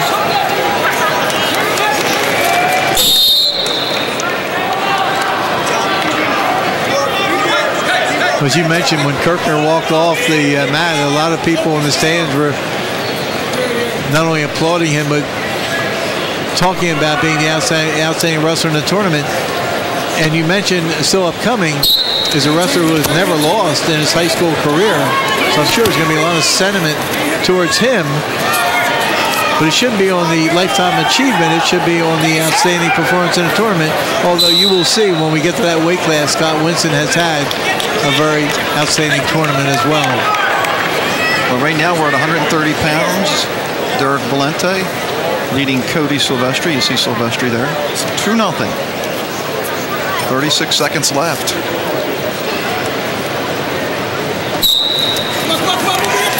Valente with the takedown in the first period, the only points in this match.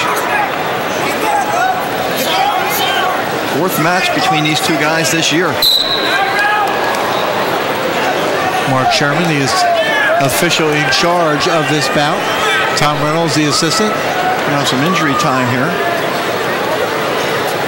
And you can see on the scoreboard it's flashing. The red is flashing. That means that the wrestler with the red anklet on, Mr. Silvestri, is injured, has the injury time clock running. And you see the countdown starts out with 1:30. That's your injury time, and it counts down. Vogue, another thing I was talking to some people about today, this is the second year that the state tournament has been held a week earlier, and asking people in the wrestling field if they like the fact that it's 1 week less in the regular season. They seem to like it because it doesn't put the pressure on the wrestlers to hold that weight for an extra week. What's your thought? Well, I think anytime wrestlers are in a situation where weight control is a problem, I think you don't want to make them wait any amount of time between matches. By the way, we switched into blood time now. Okay. And you see that counting down from 5 minutes because blood time is 5 minutes countdown. Sorry to interrupt you, but no problem. But the only problem with a 1 week shorter season like this is the fact that you are asking a lot of wrestlers to get involved in quads. You saw a lot of times this year where wrestlers will wrestle 3 meets in 1 day. Paulsboro, for example, opened the season down in Virginia and wrestled 5 times in 1 day. So you're asking kids at certain times of the year to wrestle multiple times on a Saturday. If it's a tournament, that's one thing because you get a little bit of a break in between. Right. And if you look up in the rafters here, you'll see the banners of some college teams, and that's the reason this tournament is held a week early. Was the Atlantic 10 basketball tournament is being held here next week. Yes. Whereas this is the qualifying weekend for collegiate wrestlers, and next week they will be idle getting ready for the NCAA tournament, which is the following week out in St. Louis. Which you happen to go to every year, apparently. Yes. Oh, my. Silvestri being very physical on top. Has not given up a point in this period on top. So Valente trying to battle to get that 1 point and get out, but we're going to go into the third. He still has a 2-0 lead, and it'll be Silvestri's choice, which I assume he's going to take bottom.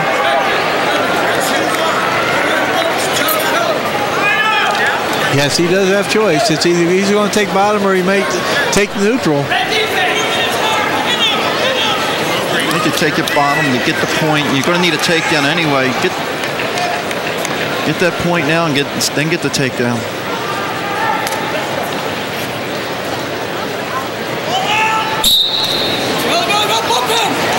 I know he's strong on top, but if you just start neutral and you get the takedown, it's 2-2. You got to hold him down again or put him on his back. That's true. Here you get the point in the takedown. At least you have that little flexibility there. Of course, the key is to get out. Right, and Valente has got a very firm ride on top. Valente third place in the region. Silvestri, the regional champion.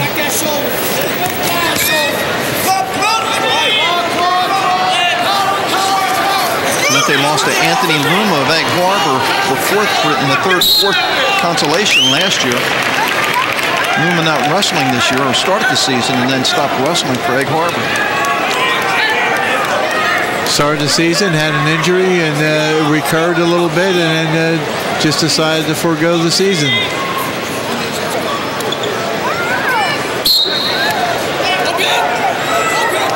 By the way, we complimented Bob Frederick earlier on his direction of the state wrestling tournament for over 10 years now. See a stalling warning on top against Valente. Half the crowd not liking that call, though. Half's okay. Yeah, half will and half won't. And of course, Joe Zidow's done a great job with the media people here at the tournament. And Bob Bailey, the NJSA Associate Director, Steve Timko, the Executive Director, has been here, and it's been a very well-run affair. So neither wrestler. Jim Schmidt of Boardwalk Hall, another one that's played a prominent role in making this a success. neither wrestler being able to do anything on bottom, which I guess says a lot about guys, because you have a problem with a lot of times you don't think guys do well on top or don't practice that enough, but you see two guys doing doing a great job on top in this match. Yes, and a very, very low-scoring affair, as evidenced by the 2-0 score going into the final 30 seconds of regulation. Well, most of our matches have been low-scoring. I mean, we had that last 14-12 match, but aside from that, it's been tight, close, and low-scoring. Well, it's tough because at this time of the year, some of these wrestlers know each other from all-season competition or in-season competition, especially a situation here where Silvestri was the regional champion and Valente was third in the region.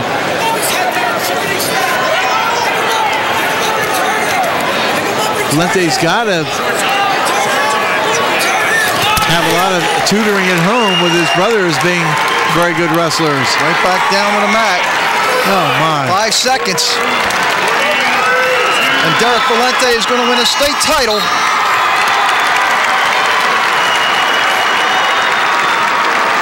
Final score, 2-0. So Valente of Kittatinny wins a state title. Region 1 picks up a championship. We're going to take a break. We'll come back. We'll look at the place winners from 125 and have a match at 135. Stay with us. Stage area of their winner representing championship awards.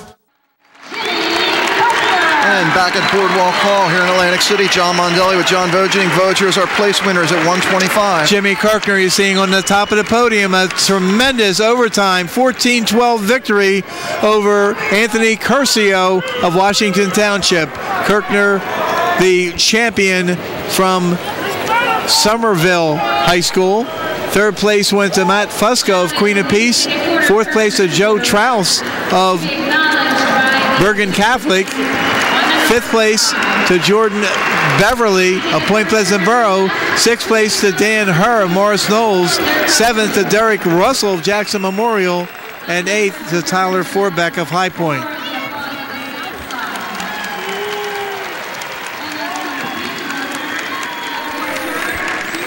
Okay, Votes, what do we have coming up here at 135? 135 pounds, we have the Region 3 champion, a junior from David Brearley, Joseph Laspinoso. He'll be opposed by the Region 7 champion from Eastern Regional High School, sophomore Hank Stinson. Couple underclassmen here just underway. Stinson, a sophomore, Laspinoso, a junior. With 107 wins already, 107 wins and 14 losses. First in the region this year after a second place finish last year, and he was also fourth in the state last year. Hank Stinson last year was sixth in the state, has won back-to-back District 26 and Region 7 championships, 77-5 in his career entering this bout. Hank Stinson being coached by Gary Worthington. Also in the corner will be Bobby Ray Stinson, Hank's older brother. Brian Luciani is the head coach of David Brearley, assisted by Joseph Laspinoso Sr., the father of Joseph Laspinoso, who's out there in action. Well, bloodlines working on both sides there, Voge. Yes. For Stinson's brother, a former state champion. Yep. At Camden Catholic. Hank Stinson got here with a 101 fall over John Donaleski of St. Peter's Prep, an 8-5 win over Matt Spataro of Bergen Catholic, and a 3-2 win over John Renard of Kingsway in a little bit of a match that was very, very tight. Laspinoso won the 3-1 over Jimmy Sama of Colts Neck. Won by fall over Taylor Olm of Hackettstown, and another close match, 6-5 over Matt Catalano of Highland Regional. Espinosa trying to get the takedown right on the line, too. Let's see Stinson trying to fight it off. He's got to throw his hips out here. Nothing yet. Now we're getting close to getting a 2.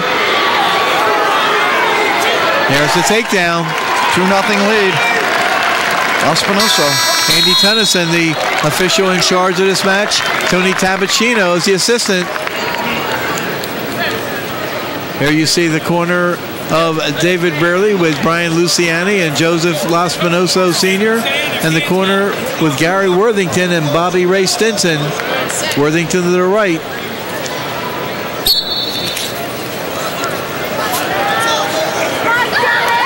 There's the escape for Stinson, now 2-1. I see if Stinson attacks here because he's now trailing That's the center. That's the center. early in the second period. That's the center.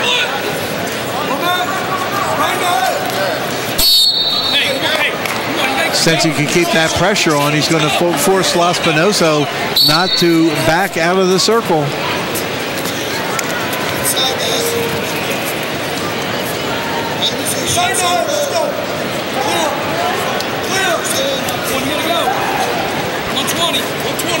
Espinosa with that takedown in the first.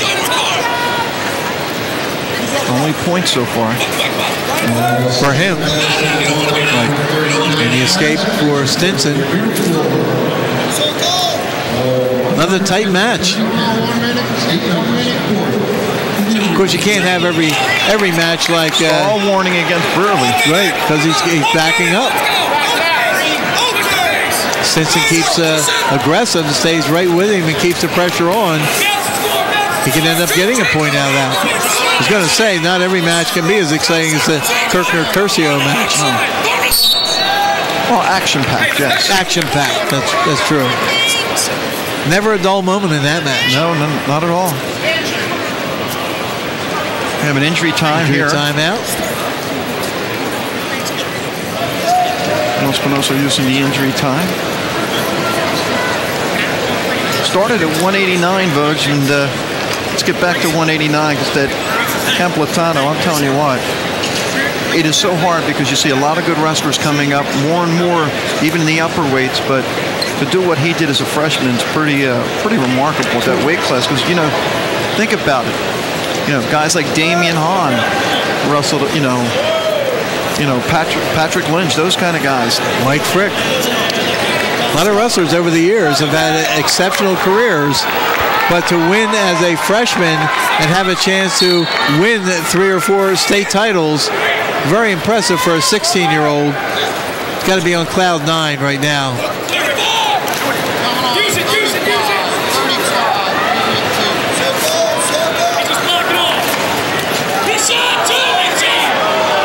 Espinosa has been hit with a stall warning. Yep, he has the lead, 2-1. Yep. Stinson going right after him. Which is the way to draw a stalling call. But what you have to do when you have the stalling warning against you, you have to circle in. You can't back right out of the circle. You can defend yourself, but if the wrestler's putting pressure on you, you can't back out. 2 minutes to go. 2-1 lead. Joseph Laspinosa of Brearley.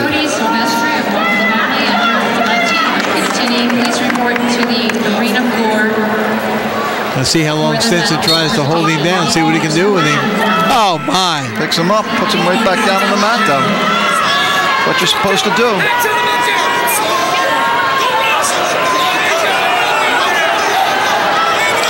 Now see, Laspinosa has to battle up off the bottom because if he flattens out, that's where a stalling call can be. You saw Curcio get hit earlier in his match. There's that point. We're tied at 2. It is now 2-2. 3-2. Laspinosa with the escape. He has the 1-point lead. But again, that's okay if the pressure can be kept on by Stinson because Laspinosa has already been hit with a stalling point. If he gets another call, it'll be another stalling point. And then after that, it's 2 points. And ultimately, the 4th time would be a disqualification for stalling. Laspinosa has the only takedown, Boach. Yes. So, you know.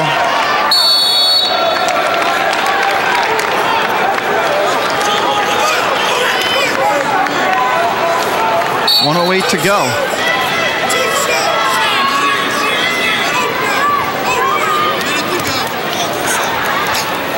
Espinosa again got onto that leg. Good position. Stinson just trying to put weight down on him and get a stalemate, and we got it. Yep.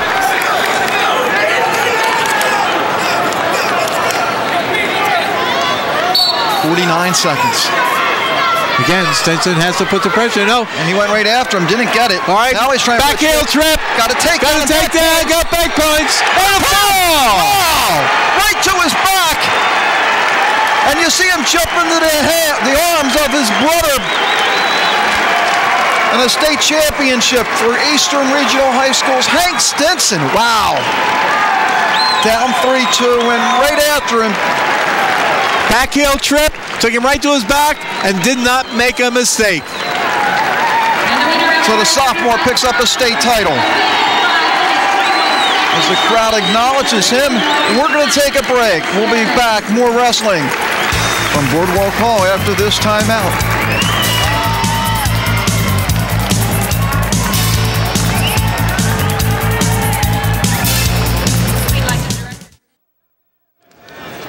Back at Boardwalk Hall in Atlantic City. Vogue, why don't you go through the place winners for us? The medalist at 130 pounds, the champion with a 2-0 win, was Valente, Derek Valente of Kittatinny, who was a third placer in the regions and comes back and wins a state title over Cody Silvestri, who won that region. Cody Silvestri from Wallkill Valley. Third place went to Luke Rossi of Phillipsburg, and Anthony Rislow of Gateway finished fourth. Fifth place, Deptford, by the way. Yes, from Deptford. Zach Kulas from Ocean Township was fifth. Zach Kane from Livingston, sixth. Kyle Hussey from Parsippany was seventh, and Bob DeBall of North Bergen was eighth.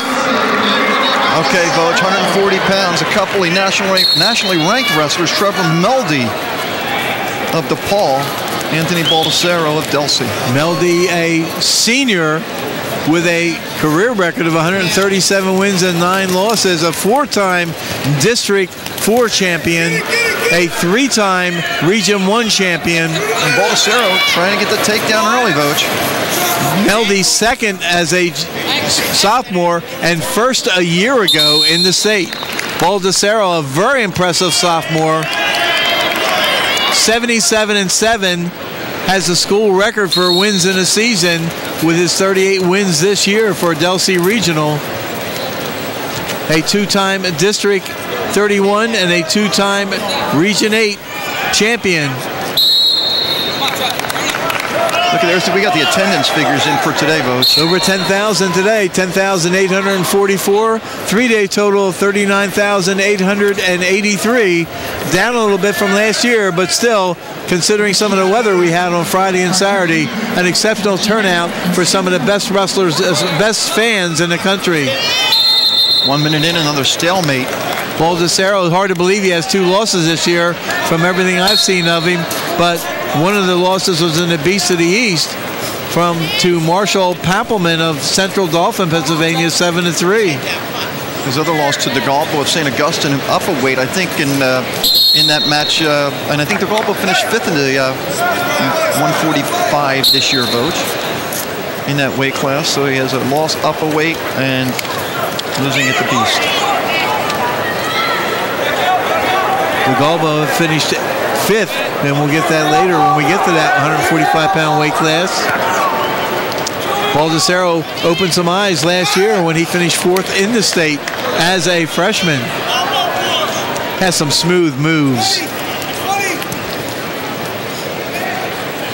140-pound finals, Tony Tabacino, the official in charge. Stu Cohen is all warning on Meldy. We see how that can play a key role as we look at Greg Sawyer, head coach at Delsey. We saw that in the last match, yeah. Greg Sawyer and Angelo DeJoseph by his side as the assistant. Keith Carson and Anthony Leonardi in the corner for DePaul.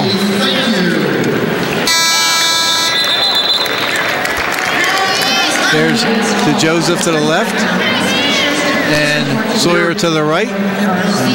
Anthony Leary, the assistant.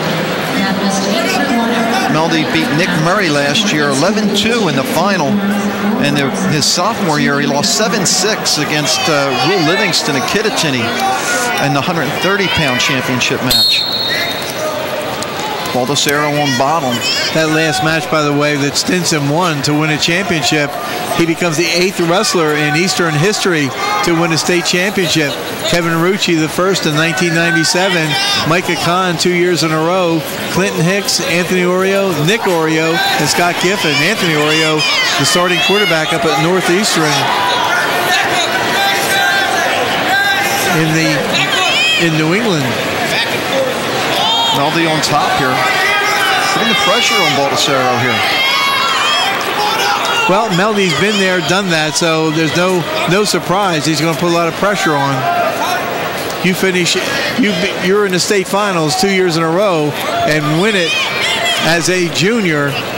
It's your title to lose. You're going to fight like crazy out there not to lose it. And he's sticking to Baldessaro like glue.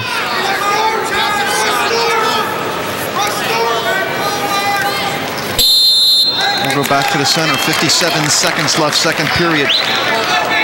First score. Baldessaro, after finishing 4th last year, of course, puts himself in a position where he could be a state place winner all 4 of his years after placing as a freshman.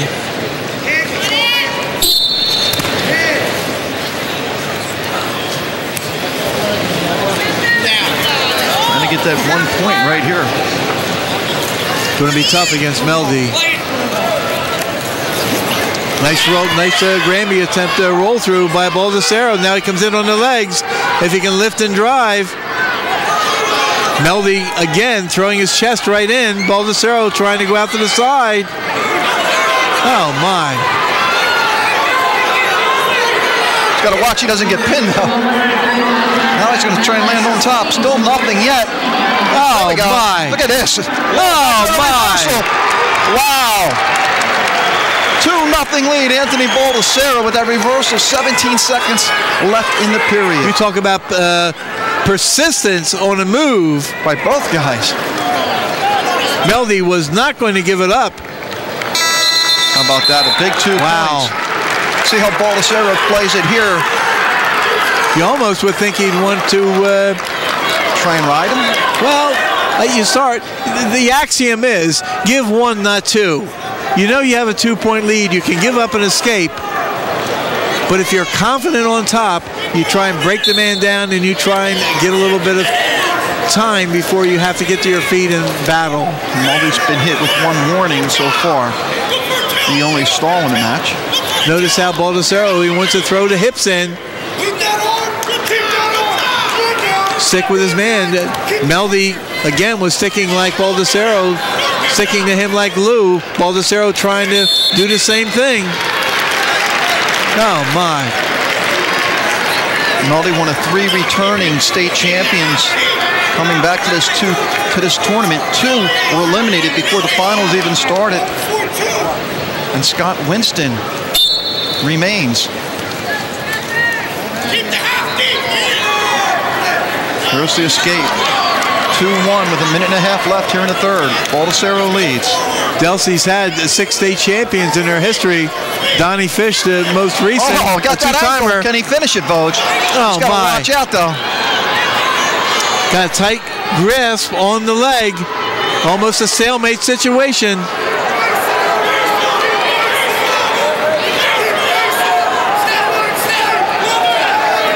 I think you're going to get a stalemate, and you do. 1:02 left. Baldessaro cannot afford to relax.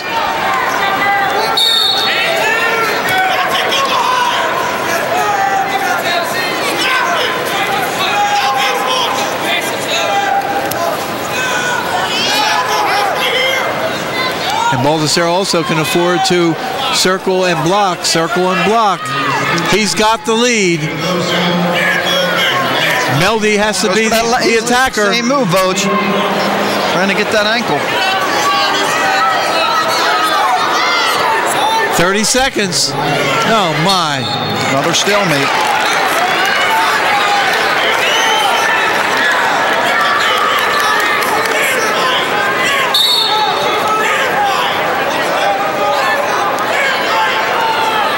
Melody trying to step through and get a back ankle trip. And remember, Baldessaro doesn't have any stall warnings. Can afford to play a little cautious. You can almost turn and run it, you know, but that's not Baldessaro's style. He'll stay right in there and stay aggressive. Melody trying to overhook him, looking for a throw. 10 seconds. Oh my! There's a warning. Each wrestler's been hit. 5 seconds. Oh my! Oh my! Oh my! And he got a fall! Oh brother! They call that a pin? Yes, 5:59. Wow. How about those last two matches? Oh brother! From Delsey Regional High School knocks off the returning state champion. Amazing. We'll be back. And you said there's no excitement. Attention to the stage end of the arena. Presenting the awards for the 135.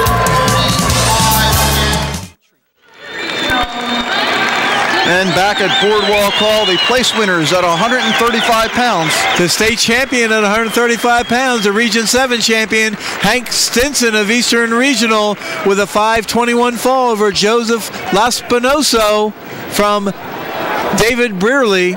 Third place in the weight class went to John Renard, the impressive Kingsway wrestler, over Matt Catalano of Highland Regional. Fifth place went to Anthony Dotolo of Roxbury. Jimmy Soma of Colsneck was sixth.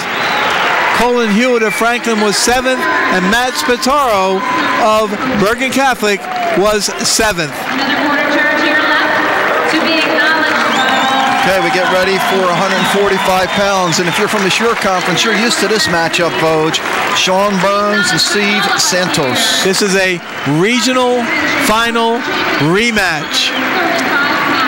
Sean Burns, the senior from Jackson Memorial, District 21 champion, Region 6 champion, 39-1 this year. Four-time district finalist, but this year only it was his first district championship. Finished fourth and then third, and then this year first in the region and fourth in the state last year.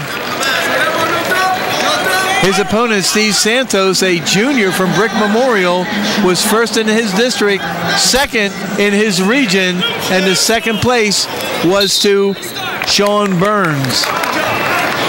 Santos with 105 wins and 11 losses in his career, a three-time district champion, third, and second in the Region 6. Don't expect a lot of scoring here, Voj, because it was a 3-2 ride-out win for Burns and a 1-0 win for Burns. And it's two matches they wrestled against each other this year. Yeah. 1-0 and 3-2 on a ride-out, which means it went 6 minutes of regulations, 1 minute of the first overtime period, another 2 30 seconds. So that's 8 minutes. It went 8.5 minutes on a ride-out by Burns. Very familiar with each other. Coach Dan O'Cone is the Brick Memorial coach with Dean Albanese, a former Brick Memorial wrestler, the assistant. Doug Stanley, the Jackson Memorial coach with Nick Vinciguerra, the assistant. Wow. Talk about two schools with great wrestling tradition, Jackson Memorial and Brick Memorial. Brick Memorial has had 4 state champions. Jackson Memorial has had 11 state champions. The takedown for Burns. Again, Burns knows what he has to do. He's been a state medalist before, 4th a year ago.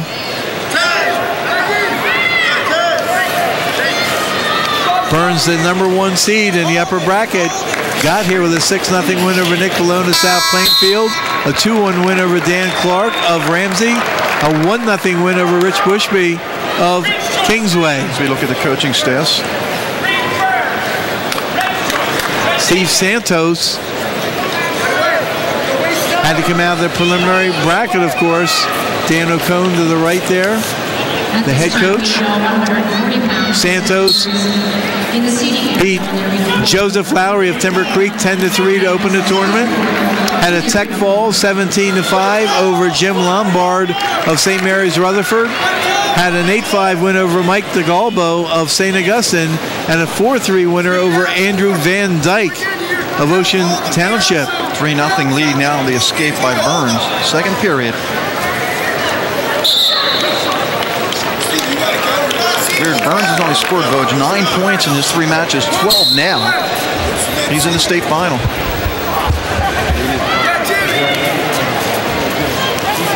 .128 to wrestle. Santos taking a shot this time. See if he can finish.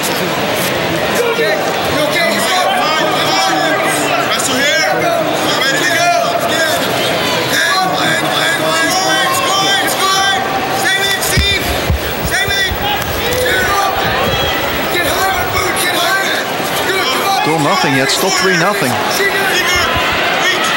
Now Burns trying to get the 2. Turn around and get it. Not yet. Oh, exceptional talent shown by both wrestlers. Trying for back exposure. Santos steps through. We're waiting to get the 2. And now Burns might get the 2. Look at that, Voj. Oh, my. And he might get some back points. Gets the 2, won't get back points, and he has a 5-0 lead. Mark Sherman, the referee in charge. Sean Felkins, the assistant in this match. You're setting up a guest for us a little bit later, right, Voj? You're going to be talking to the first wrestler who went through a high school career without a loss, Jerry Nisavachia, who wrestled for J.P. Stevens back in, I believe, 69, 70, and 71. And after Scott Winston wrestles, or near the end of that match, we're going to put him on, and you can ask him a couple questions on what it's like to go through a high school career without a loss. 5-0 lead as we go to the 3rd.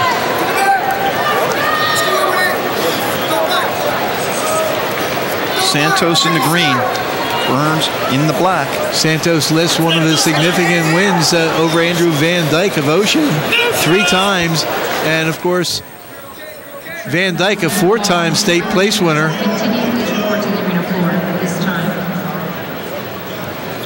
Burns has wrestled some pretty outstanding wrestlers, too, in addition to Santos.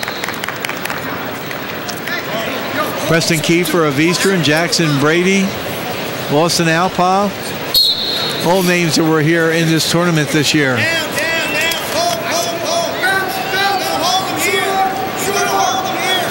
What we're finding out about Burns, though, Voj, is the kid does not let up a lot of points. And he maybe working with in that room with Scott Winston helps. Oh, without a doubt. Without a doubt. When you have a training partner like that. Warning on Burns. And we've seen that before when 2 wrestlers seem to be in a district or regional or a state tournament, and they're almost in adjacent weight classes. It has to be because they work with each other so diligently in practice.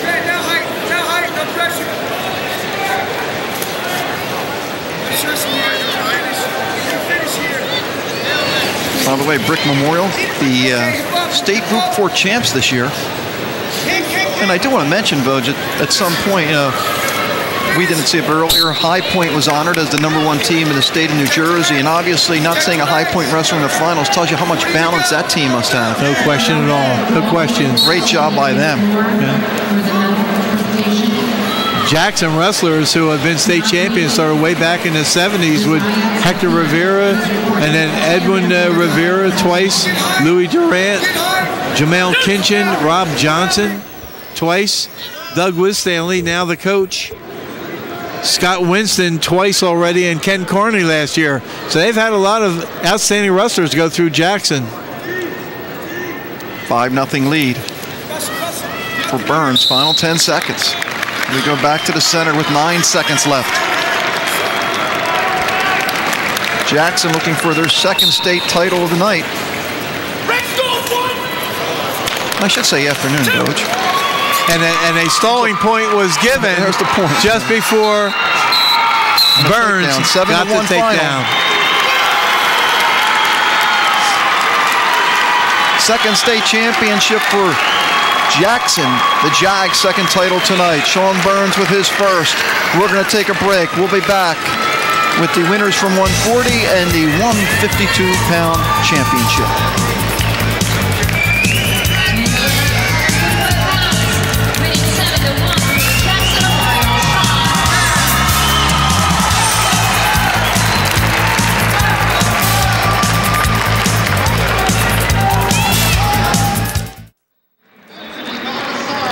And we're back at Boardwalk Hall in Atlantic City. John Vogt to give us the winners at 140. And there gets the medal around his neck. Anthony Baldessaro, the impressive sophomore from Delsea Regional, a winner by fall in 5:59 over Trevor Meldy, a returning state champion. Third place at 140 pounds went to Troy Hernandez of Kittatinny. Fourth place to Nick Bach of Parsippany. Fifth place to Ramon Santiago of Sayreville. Sixth place to John Darling of Morristown. Karan Reed of Brick Memorial, the seventh place medalist. And Josiah Bethia of Trenton Central was eighth. We get ready for 152 pounds, the state championship. Nick Mandito and Greg Zanetti. And I actually was wrong, Votes, because Mandito is a state champion too, returning. Yes. Nick Mandito, a senior, District 22 champion, Region 6 champion. In fact, is 3 times a champion in the districts, with first, second, and third place finishes in the regions. Fourth as a sophomore in the state tournament, and first a year ago, coached by Ken Hoff and Doug Parisi, the 1976 state champion from Lakewood. Greg Zanetti of J.P. Stevens, a senior, 40 wins and 2 losses this year, 121 career wins as opposed to Mandito's 115 career wins. Lost twice this year to Austin Alpa of Newton, 5-1, and Brian Smith of South Brunswick, 10-7. Mandito's only loss was an overtime loss to Scott Winston. Upper weight. Yes. Mike Sider is the coach of J.P. Stevens, with Bill McMullen, the assistant. Mandito, remember last year, Vogt, everybody had Luke Lano as the heavy favorite last year at 145 pounds, and that was that ultimate tiebreaker. Yes. Where you have already been on the mat. 7 minutes. Takedown, 2-0 lead. Mandito. Actually 8 minutes before you get to the ultimate tiebreaker.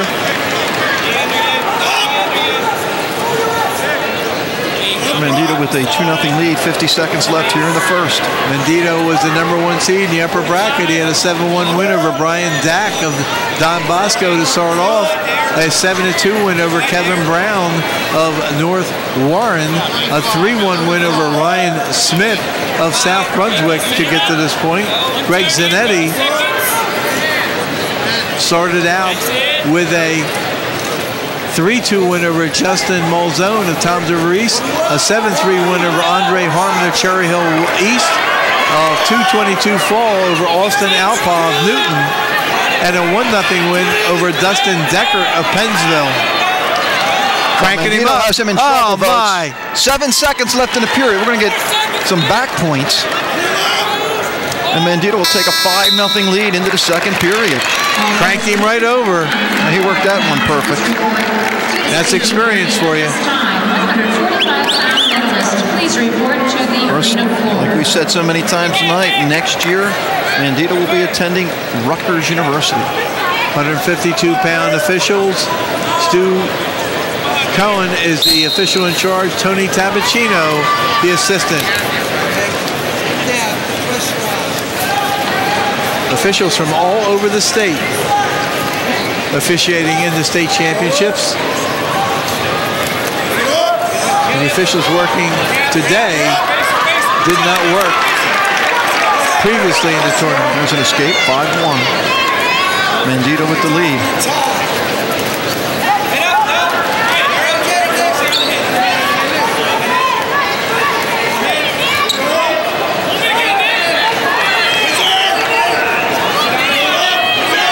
control one leg. If he gets the other,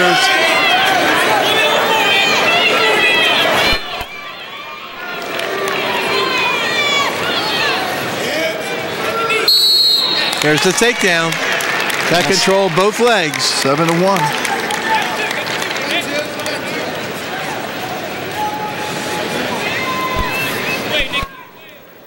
As we take a look at the coaching staff there for J.P. Stevens, Sider and McMullen.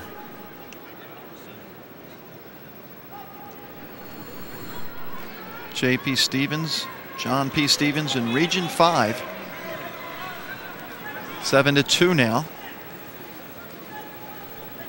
Homedale tournament champions this year, 5th in the Greater Middlesex Conference tournament.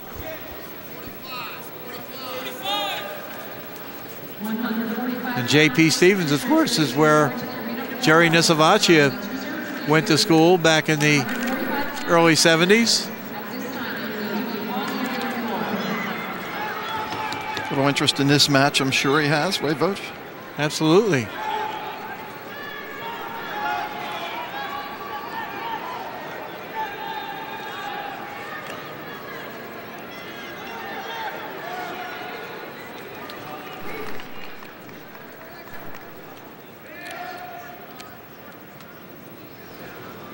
Time running out in the second period.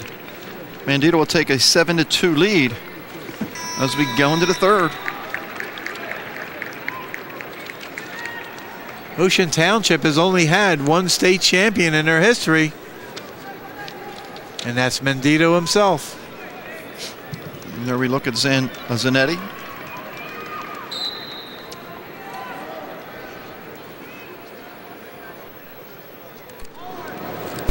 Seven-2 lead.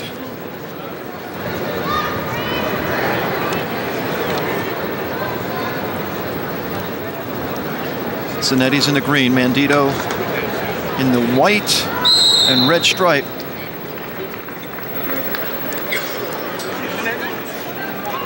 .140 to go.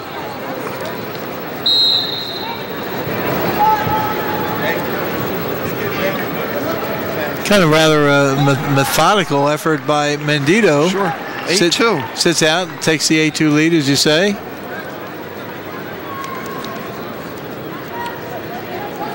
I think the crowd's waiting for that next one, Vogue. Scott Winston coming up next against Scott Kelly. This possibility, Vineland.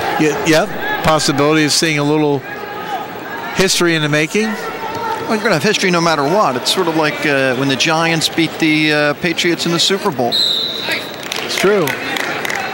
Doug Parisi's on the left, Vogue, is 1976 state champion out of Lakewood. He's the assistant. And you know, his team that year went through the season without a win. They were 0 for the season, and he won a state title. Now that's pretty impressive. Very impressive. That's sticking with it. Yes. Mandito with an 8-2 lead. Just goes to show sometimes you may not have the supporting cast, but if you persevere and you go out there and give it your best effort, good things happen.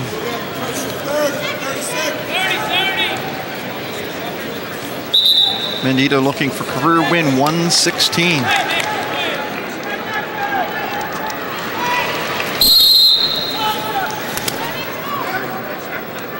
He's got that ankle. He can just hang there as long as he wants, Vogue. 20 seconds left. Well, he certainly can feel a second state title within his grasp. This late in the match, just don't want to do anything dumb out there. Spin around behind. Trying to get another takedown at the end. He gets it. 10-2.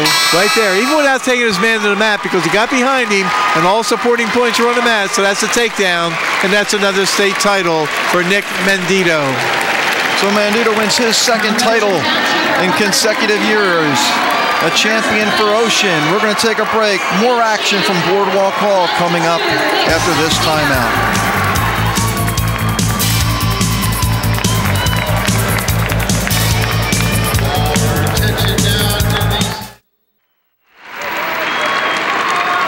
Great day of wrestling at Boardwalk Hall in Atlantic City, and we take a look at the champ at 145. Sean Burns of Jackson Memorial is the champion by virtue of a 7-1 win over Steve Santos of Brick Memorial, the finalists in the regional championship. Third place went to Andrew Van Dyke of Ocean Township. There's your 1, 2, 3 finishers in that region. Finished 1, 2, 3 in the state. Fourth place, Rich Bushby of Kingsway Regional.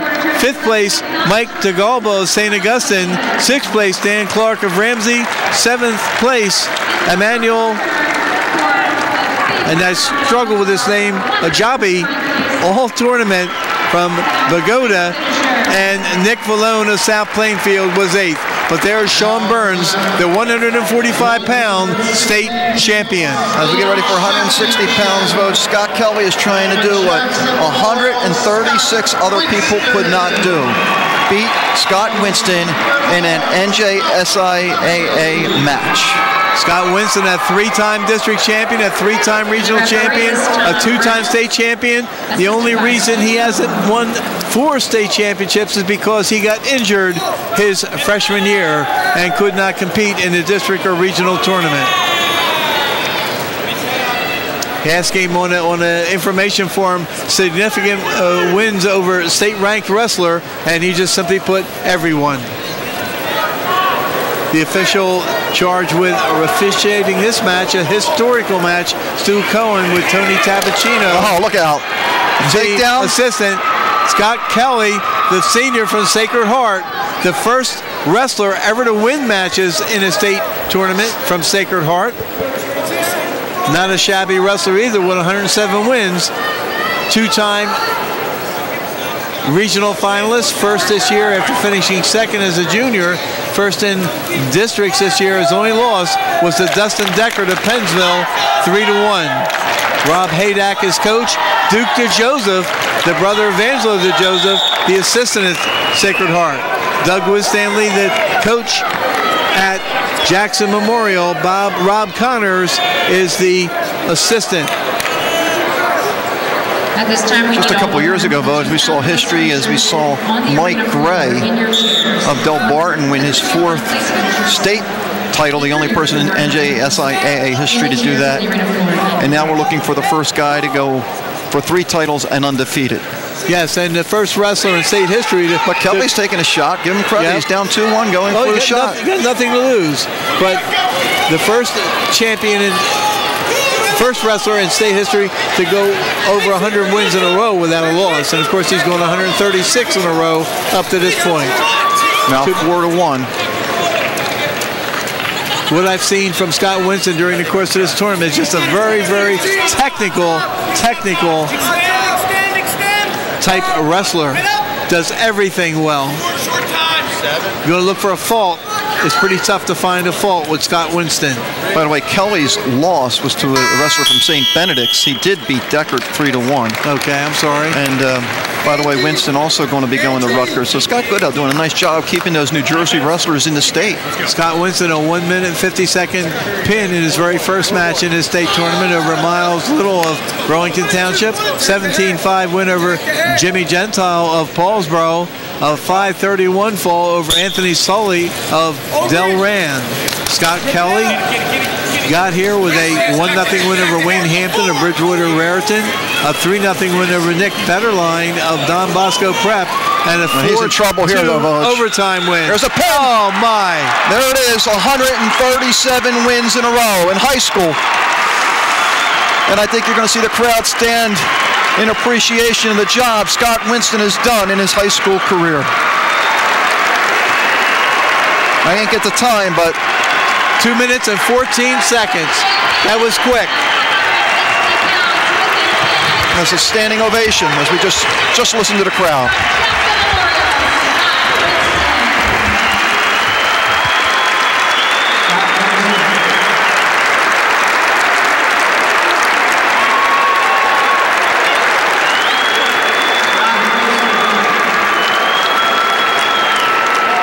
And joined now by, Jerry, I'm going to butcher this probably, Jerry Nisavacia? Yes. Am I close? That's great.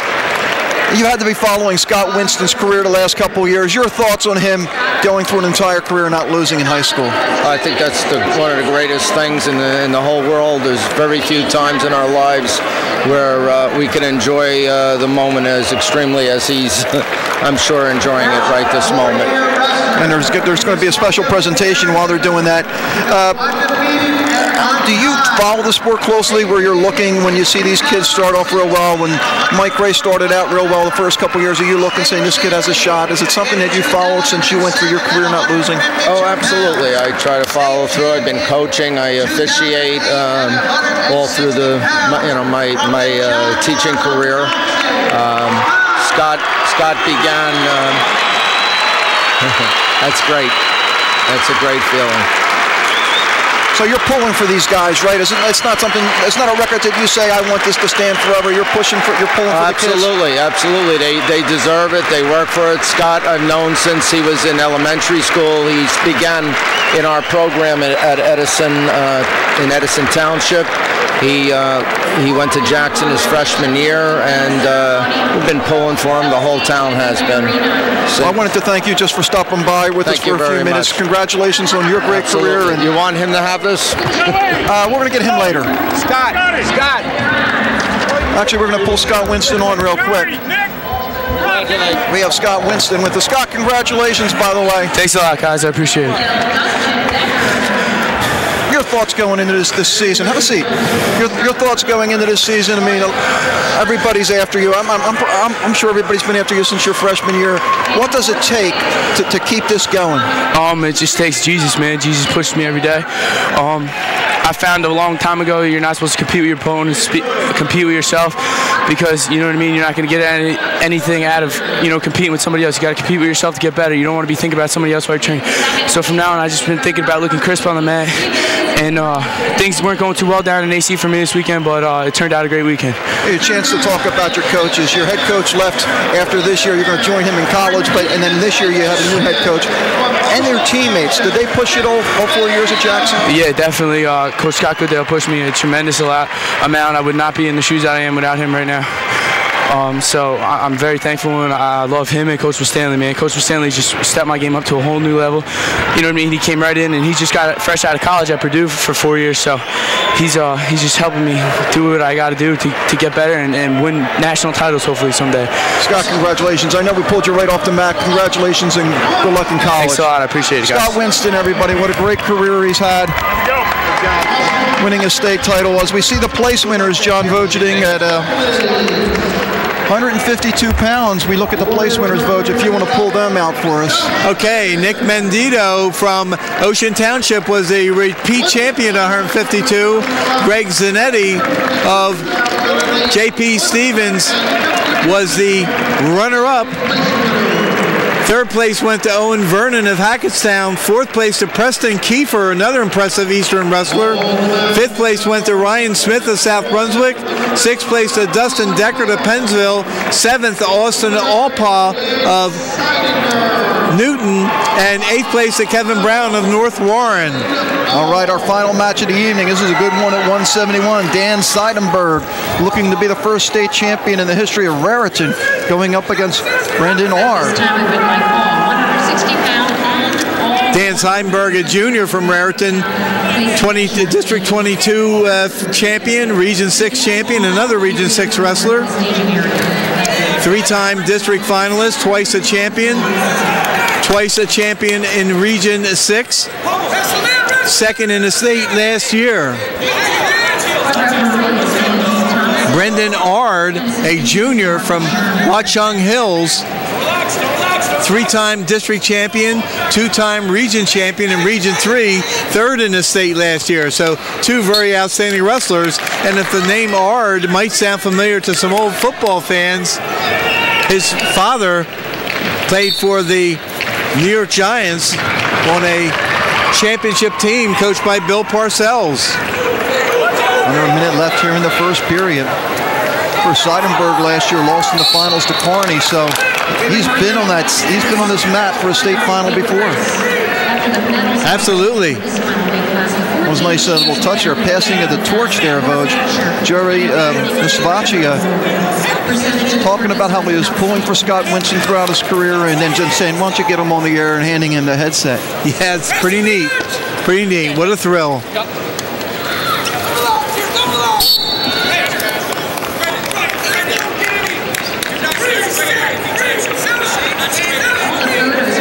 Seidenberg been in complete control in his matches, Voj.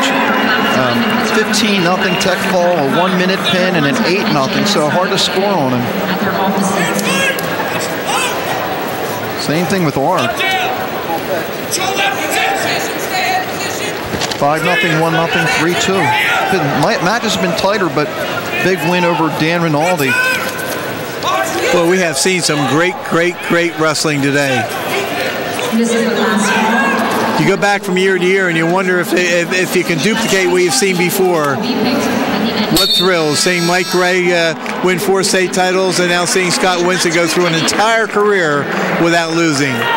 Scoreless first period. And we talked about those young lightweight or upper weights. And here's another. These two guys are both going to be back next year. Amazing, huh? Both juniors. I mean, we see it at 89. We're seeing it at 215. We saw it at heavyweight.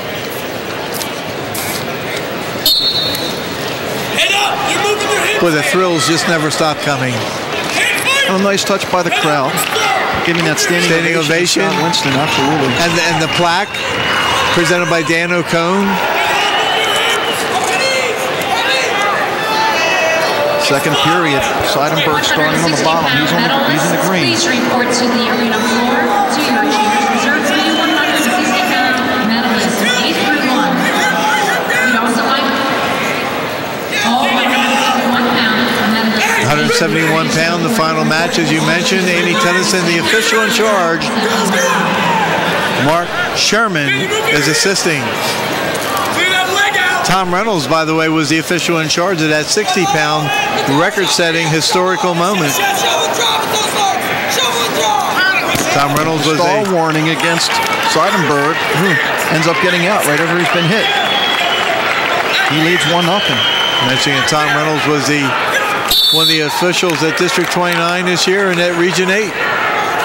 You know, you look back at last year's state tournament, Carney from Jackson wins the final championship match 4-2 over Seidenberg, and to get there, he beat Brandon Ard in the quarters, 4-1 tiebreaker, and then Ard wrestles back the third. And here they are now facing each other. The two that were beaten last year, they're facing each other for a state championship.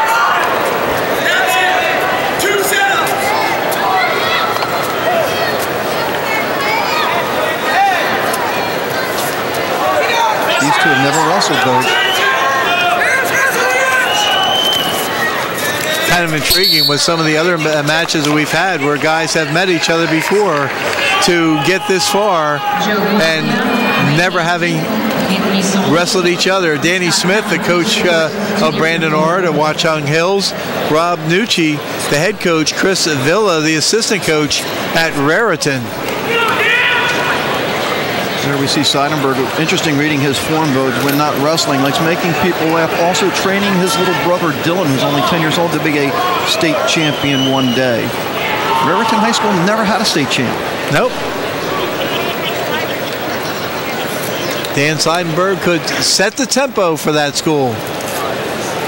For people coming up in the future. Just a reminder that all the photos from today's blood time we have here. You see the clock running down.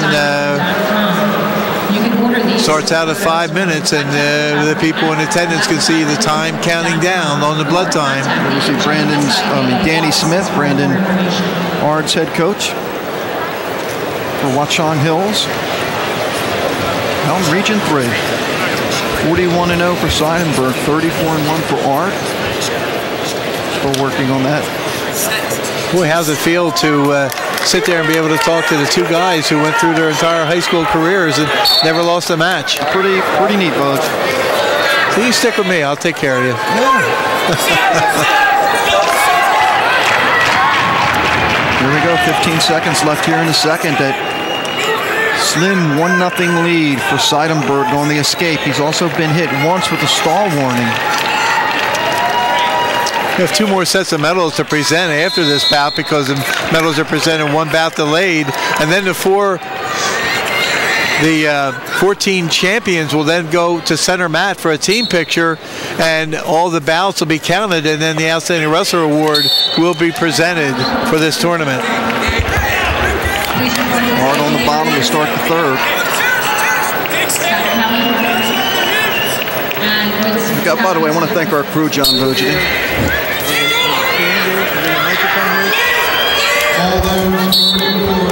Go back to the center. I was mentioning, as you were giving some people some advice, I guess, I'd like to thank the crew. You know, you lose an hour's sleep today. They had an early crew call. They got here. Great job setting up, bringing the match to our Comcast subscribers. Yeah, and an awesome responsibility, too, because, you know, you have to get out here and, as you say, work in an unfamiliar environment. And what a great job they've done.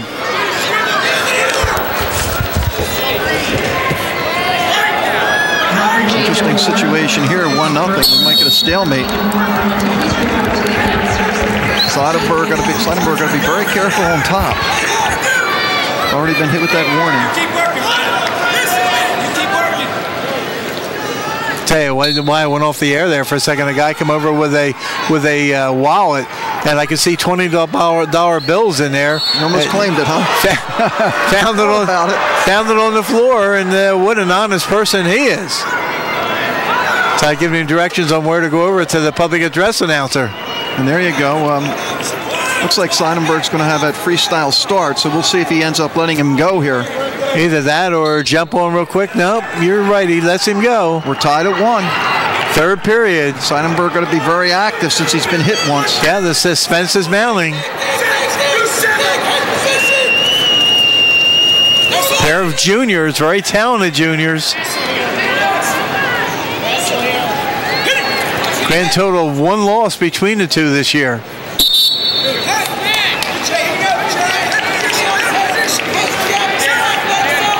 Brandon Orr picked up his 100th career victory here in this tournament because he now has 101 wins.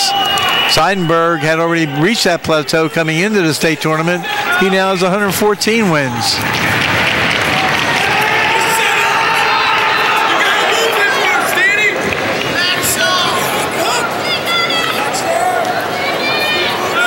Orr going right after Seidenberg.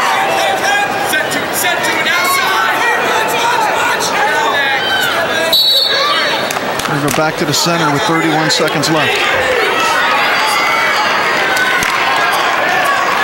You know, I think what is really neat is when you look in the state program and see some of the names of wrestlers who have run the Outstanding Wrestler Award in years past, and see some of the competition that's going on in this state from the days way back in Asbury Park Convention Hall and Somerville High School, where the state championships were held one year, Princeton University, and now to have an environment like this and see some of the great wrestlers that compete, it's really inspiring.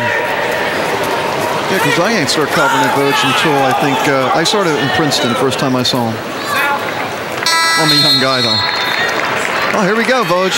Overtime, why not? Final match of the evening. What way to end the state tournament but with an overtime match against a pair of talented juniors who have 1 loss between them.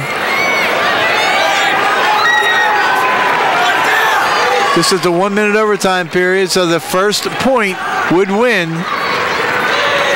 If nothing happens in this period, then you go to 2 30-second overtime periods where scoring can happen in the first 30 seconds. It doesn't automatically end a bout. The only thing that would automatically end a bout in the 30-second overtime periods is you see a stall warning. Each wrestler's been hit. Yep. The only thing that would automatically end a bout would be a fall.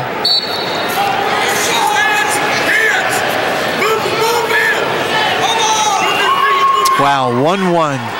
Can't get much tighter than this. Each wrestler with a stalling warning.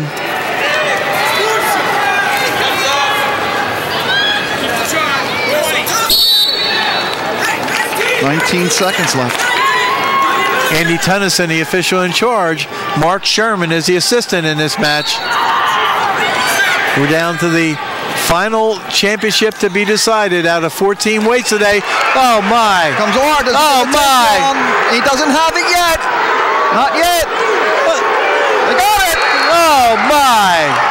Brandon Ard, the state champion in overtime. Final score.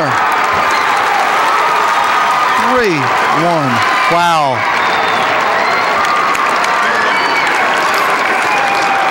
What a way to end a great state tournament. We got 2 sets of medals to give yet.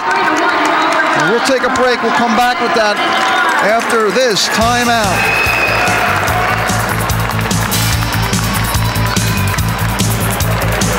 Direct your attention to the stage end of the arena.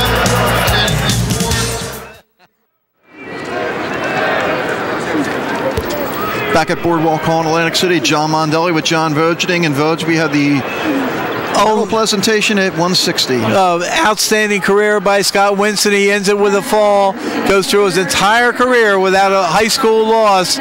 Scott Winston from Jackson Memorial. Scott Kelly, the first medalist in Sacred Heart history, had to be the victim of that undefeated career. He's from Sacred Heart. Scott Kelly. 3rd place to Anthony Sully of Delran High School. 4th place to Wayne Hampton of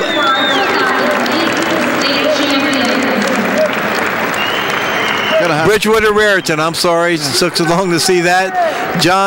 Joe Fava of Christian Brothers was 5th. Nick Vetterline of Don Bosco Prep was 6th. John Sternlick of Newton Academy 7th, and Dakota Moore of Camden Catholic was 7th.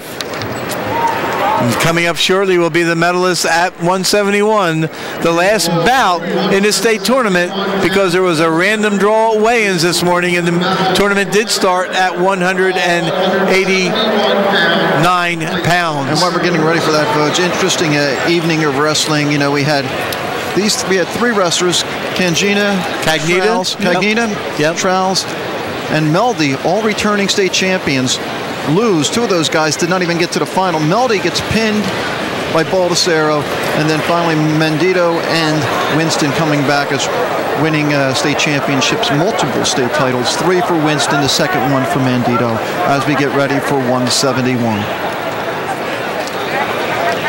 Why don't you start running through them now, Okay, medal presentations upcoming. The 3-1 overtime winner, Brendan Ard from Watchung Hills. He wins the title with a 3-1 overtime victory over Dan Seidenberg of Raritan, who was making a bid to become the first champion in that school's history. 3rd place went to Dan Rinaldi of Lodi. 4th place to Kyle Kaufman of Madison. 5th place to Kyle Hess of Cinnaminson. 6th place to Mark Peck of Hasbrook Heights. 7th place to Trevor Salvatore of Jefferson. And 8th place to Hussein Tamarov of David Brearley. Wow. I do want to mention again, we talked about it all night, the showing by Region 6, Voge, and they come through again. Yes, they did. You know, another outstanding tournament for them. This is it must run in cycles. We talked about it. You know, the Hunterdon County area was strong for so long. The Region 7-8 area had their run for a while. And right now it's Region 6 by far the last couple of years. No question about it. They've done an excellent job with their wrestlers, with their coaching, with their fans, their following. Just outstanding. What will happen next after these guys come off the podium? They'll put all 14 champions on the mat for a group picture, and then the Outstanding Wrestler Award will be given. And your thoughts real quick on Capilano, the freshman from Boundbrook? I think he's got a great future, outstanding at that weight class to be that good, and he has a very good chance of duplicating what Mike Gray did in his career, and that's to win 4 state championships. Okay, I'd like to thank everybody here at Boardwalk Hall who helped us out, everybody from the NJSIAA, our production crew at Comcast, for John Vogeting, our director Stan Ritter, I'm John Mondelli. We'll see you next time. Attention now.